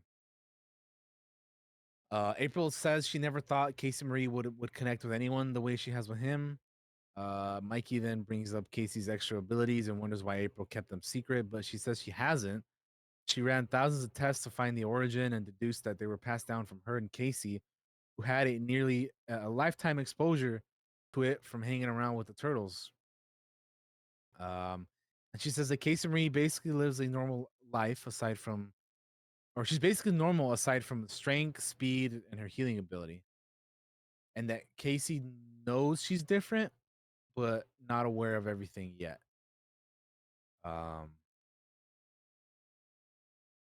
And then we kind of head back to the current ongoing battle. As we see Mikey hitting up the guns, and they give him some suppressing fire. Casey wants to join him, but he says she needs to stay behind and protect and guide her crew while trying to continuing to contact her mother. Baxter's like not really taking this threat too seriously at this point, or up until this point, and he's like, just sitting a little too comfortable. And then he realizes that it's probably more than just thugs looking for scraps. Yeah. So he wonders if it's maybe Hiroto trying for a power play, and just commands all the Mausers to be sent out. But we see April charge in with the truck, and then she tells them that clock's ticking since she's hacked in long enough to spot where the mainframe is, and she probably realizes that Hiroto's going to be aware of what's going on by now. So April grabs Honeycutt, powers him up, punches Baxter. He tosses her out of the way. I wrote that in my notes. April throws a mean left. Yeah. And grabs Honeycutt, but he obliterates Baxter, and everything starts shutting down, including the foot cops. Hiroto's pissed because he's like, "Get me fucking Stockman right now," Casey Marie's like, "We won." April's like, "Well, we won the battle, not the war." And then Mikey with the last line is like, "Not a price. It's not a price I'm willing to pay anymore." Yeah. Which, another great issue. It's a fantastic issue. I like when Honeycutt just fries everything, and he's like, "For my family, for my friends, for everything." I wrote all that down in my notes. Like, it's like, "Fuck you, Baxter, you bastard." Another thing I like in this issue is like they're following the plan. We flash back to the plan. They follow the plan, and the plan just goes awry because something is going wrong. And Mikey improvises in the moment multiple times during the assault on Stockman's Island. Also, April getting that punch in felt so good. I was like, right? Yes, fuck you. That was nice. I was like, hell yeah, April, let's go, dude. Yeah, because fuck Baxter, dude. It's all his fault this shit happened in the first place. Mm-hmm. But yeah. So that's the fourth issue, which takes us to the fifth and final one, my friend. Which is issue number 5, just simply called The Last Ronin. We start off in the now. The other turtles are kind of like pressing Mikey about continuing to press the attack on Hiroto. Raph gives Mikey more shit, but he knows what he needs to do. Finish this, end this insanity. And he's just like sick of hearing them, and basically like banishes them all and telling them to leave and never come back, which I was like, damn. Mm-hmm. But I get it, Meanwhile, the resistance sees looters in the city as they attempt to establish a rough network connection with the community leaders to get them to take control of their sectors again. They also got word that the power outage is causing flooding in the sewers, and Casey Marie is worried about the layer, so she tries to head back that way. Hiroto is pissed that they can't reach Baxter, so he commands his minions to put all soldiers on full tactical alert, half to guard that level and half to crush the rebels. He also wants his armor so he can go and hunt, so he can go to hunt and kill the mutant, as he says. Casey Marie makes it back to the lair looking for her mom and spots Splinter's journal as well. And she finds out it's then when she finds out that she's a mutant like them. April explains that Mikey is out there fighting to fulfill his family's destiny and that he needs to finish it in his own way. Casey Marie is basically like, fuck that. And she's like, they're a part of us, our blood, like family, my family. I'm in this fight to the end. And I'm like, yes, Casey Marie. That's what I'm talking about. Mikey makes his way into the tower and knows, there's only foot soldiers left because, the power is out. So the Sinjas are not a problem anymore. So he's like, well, let's see how well trained these guys are. and And he tries to create explosive diversions, but they shake the whole building. And he's like, well, fuck, he knows I'm here now.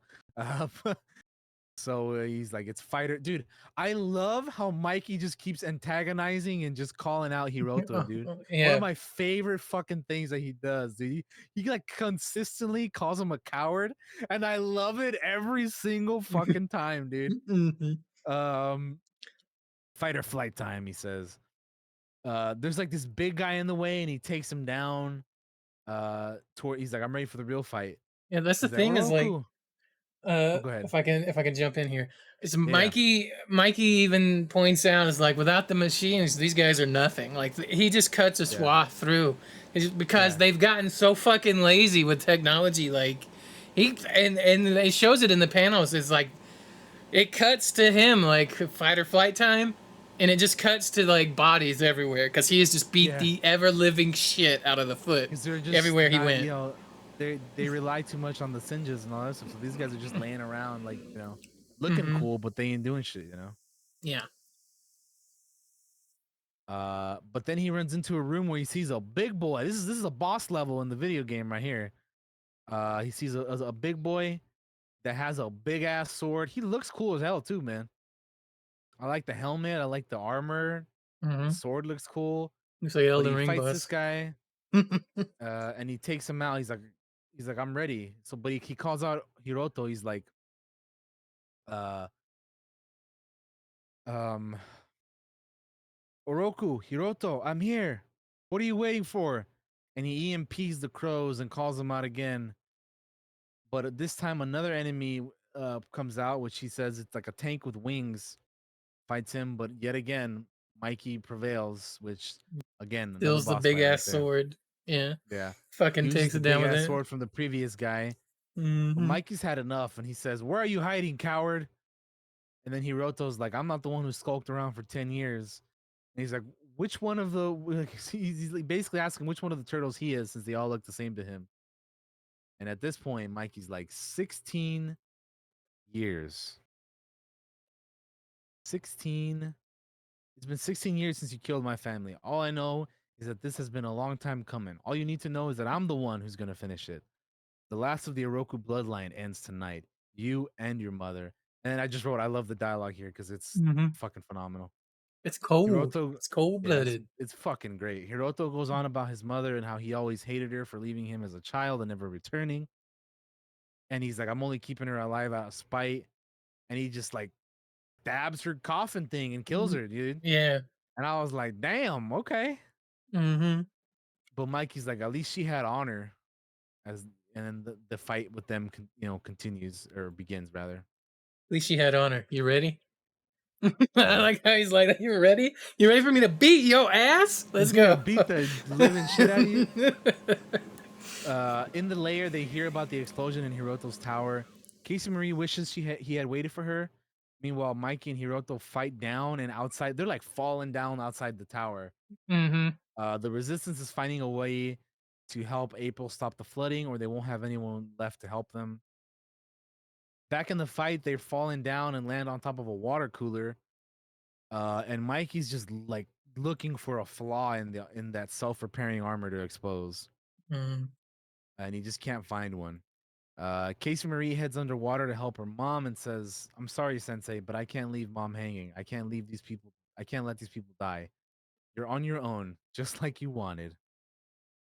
The fight continues, and the fall hurt Mikey more than he thought. He has to kind of back up and catch a breather to create. He needs to create a weak spot since he can't find one. I love how he's like, a gift from Raphael, and stabs him in the fucking hand with the. That's the thing I love about this fight as it happens. Please continue. He uses those. Yeah, and then he's like, first rule of martial arts: never take your eyes off an opponent. As he bonks the shit out of Hiroto off the building, dude. And he just like falls off.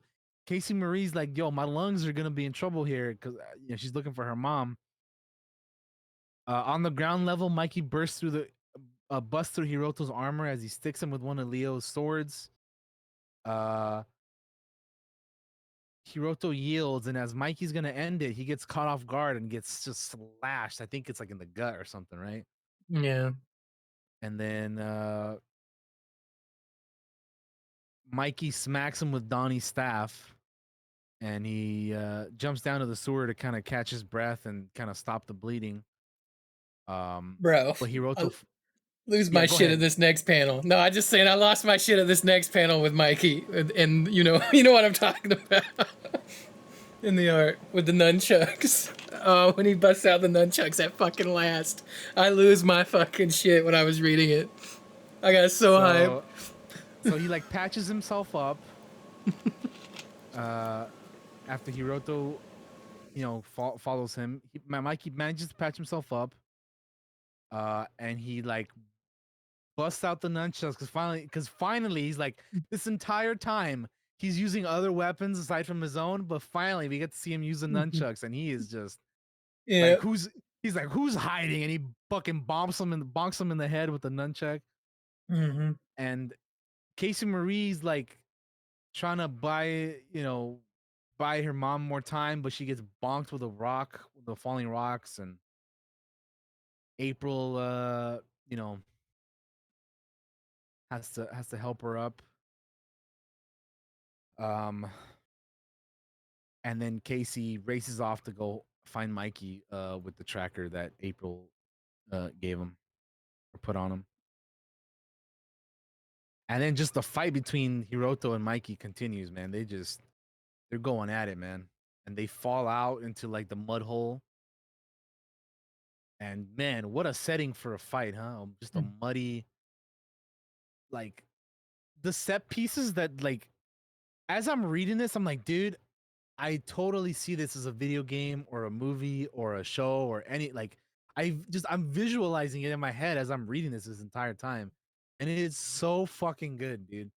But anyway, they're just beating like they have no weapons at this point. They're just beating the shit out of each other. Just hand to cuffs, man. Just punching each other.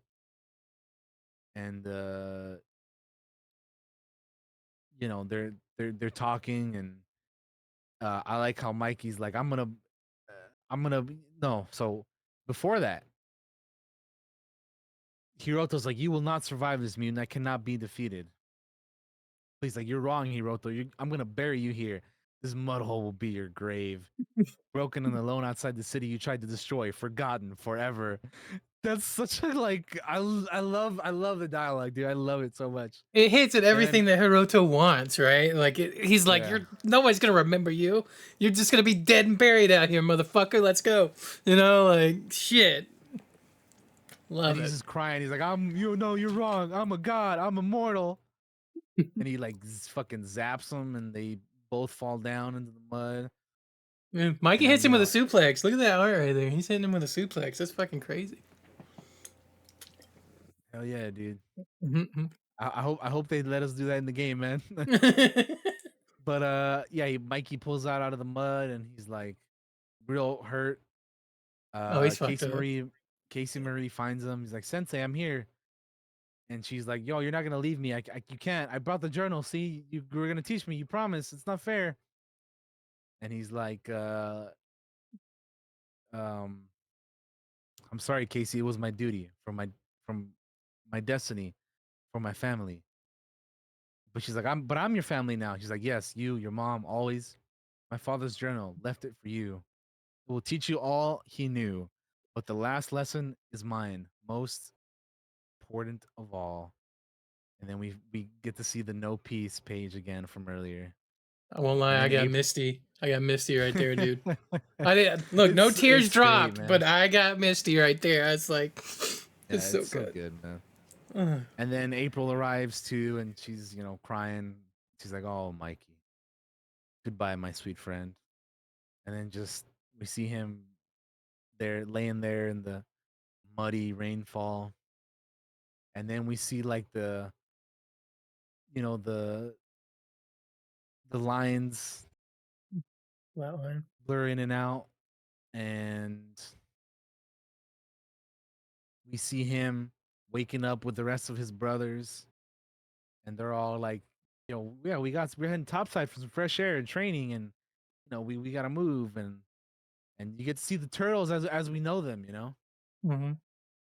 back in the days for them, and then we see Casey's with them and Splinter's with them, and then they're like, you know,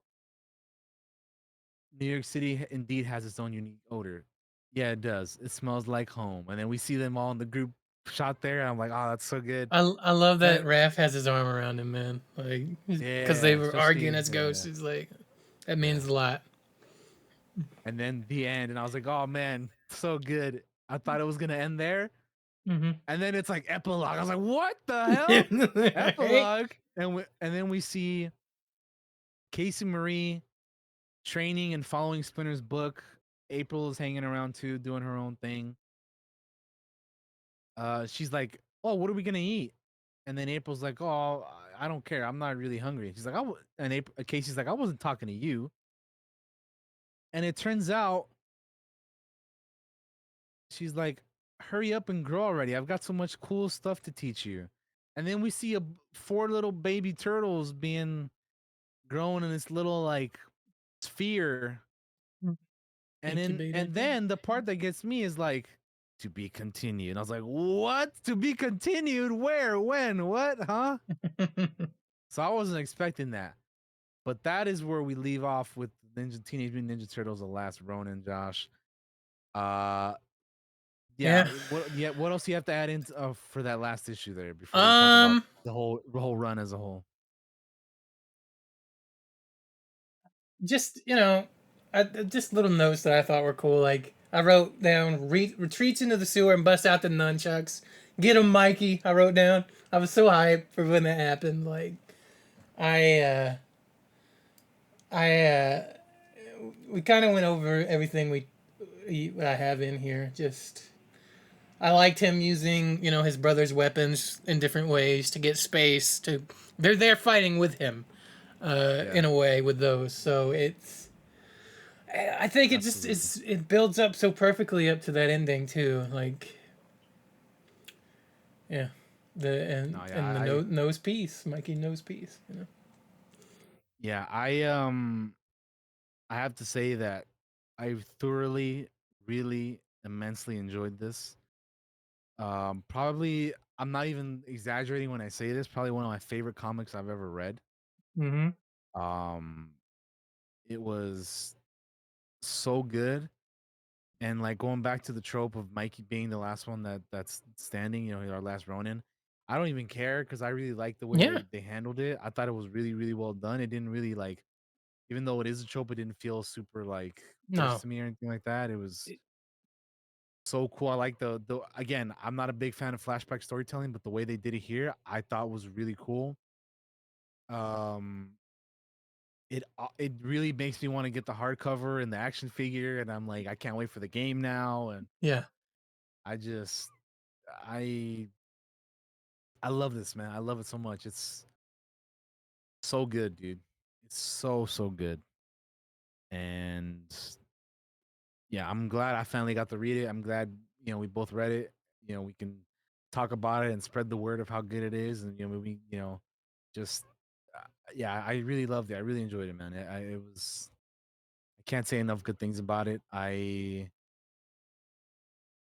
could totally see in my mind as I was reading this how like they would turn it into a video game, since I know they were doing that. And I can't wait, man. Like from what I remember, they were saying that they were inspired by like God of War, so it might be like God of War style TMNT game. Which, dude, if that's gonna be the case, sign me all the way the fuck up, dude. I can't wait for that game.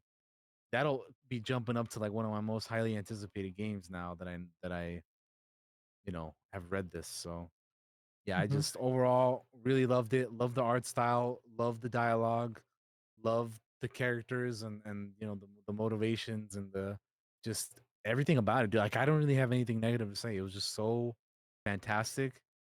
And I figured I would like it, but I loved it, man. I really, really loved it. So I'm all about it. Yeah, I'm about the same as you, man. Like I don't really have anything negative to say about it. Like from the moment I started it and finished it, I had a good time. Like I enjoyed the story, and like, listen, tropes not all tropes are bad. Tropes are fine. They're just it's storytelling that gets told. Not all tropes are bad. Some are bad, but not all of them are bad. And in this case, it's definitely not bad. It's good. I'm glad they did it with Mikey because it made it special to me as a Mikey fan, right? Like as like he was my favorite, still is my favorite. Even more so my favorite now that his future is the Last After Ronin, this, right? right? Yeah. Like, so yeah, much like you, I want that hardcover. I want those action figures. I want. Hell yeah, dude. I want all that stuff. Like, it's a bittersweet story. I enjoyed every moment of it. Like, and like I said, I got Misty died at the end with the no peace and all that at the end. Like, it's I can't recommend it enough. Same as you, probably one of the top things I've ever read. And I recommend it. Like, you've heard us talk about it, go read it. Go look at some of the art for it. They have so many different covers for it too, and they all look sick. I wish there was like a way for me to show you guys each one, but I can't because I want you to go out there and get your hands on on those books and check them out. But yeah, God, it was knocked it out of the park with that pick, buddy. I'll tell you that. I'm so glad it was good, man. Because it's like I said, it's something that I've been wanting to read since it came out, and much like you, I was kind of spoiled on who the fucking turtle, the Last Ronin was gonna be. So that's kind of a bummer, but like whatever. I'm glad that they revealed it at the end of the first issue, you know. So it wasn't like you didn't have to wait too long for it. But no, I can't say enough good things about it, dude. I absolutely loved it, and yeah, I'm glad we read something that was great, especially after the Authority. But this was a really good comic run, and yeah, I feel like I need the hardcover because I want to have it in my shelf over here. But yeah, no, I loved it, which I keep saying. So I think it's time to wrap it up. Let's wrap her up. So let's go ahead and do that, my friend, because it is hot Alright, as hell guys. too. That's gonna be it for the Last Ronin, guys. Go give it a read. Let us know what you think of it. Let us know if you like it as much as we do, and all of that. Sure. DT, I'm gonna throw it to you so you can do your goodbyes, sir. You're up on the main screen. All right. Thank you guys for joining us on the episode 167 of the Clockwork Cantina, TMNT, The Last Ronin. We'll be back next week. We're going to be watching a TV show, an animated show that we haven't seen that everybody and their mama loved when it came out and has not stopped talking about it. It's a little show called Arcane League of Legends. So we're going to be watching that within the next week, and we're going to talk about it. We're gonna catch up on it. It's something that we have not seen, and I was saving to watch for an occasion such as this. So we're gonna finally do it. I'm not a big League of Legends guy, so I don't really know much about anything, but I hear it's a great damn show. So we're gonna check it out. Coming up for me, I got this game that I'm gonna be streaming because I got a key for it. That'll probably be tomorrow. And then more Assassin's Creed Unity as I continue to make my way through that game. So that's what I'm gonna be doing upcoming on stream. But other than that, thanks for watching and listening, and yeah, we'll see you guys on the next one. Bye bye, and peace out, everybody. See ya. All right. Thank you guys for checking out the show, hanging around with us with all the news, and hearing us talk about The Last Ronin. Appreciate you guys. Looking forward to Arcane next week, so that'll be fun to talk about as well, because everybody's seen it except for like us, so it's gonna be cool. Coming up for me, streams all week, probably all Final Fantasy 16. I might do a free play Friday type deal and do some Jagged Alliance. We'll see. I don't know for sure if that's what we're gonna do, but maybe. The Dice Shop, 902 Dice Creations everywhere. TikTok just hit 500 followers. Go follow the TikTok. Appreciate you guys. Come follow the YouTube, all that stuff. All the sellout shit. Come do all that. Yeah, we'll see you guys tomorrow. We'll see you guys for the next podcast as well. And until then, take care of each other and remember, for family, for honor. Good evening.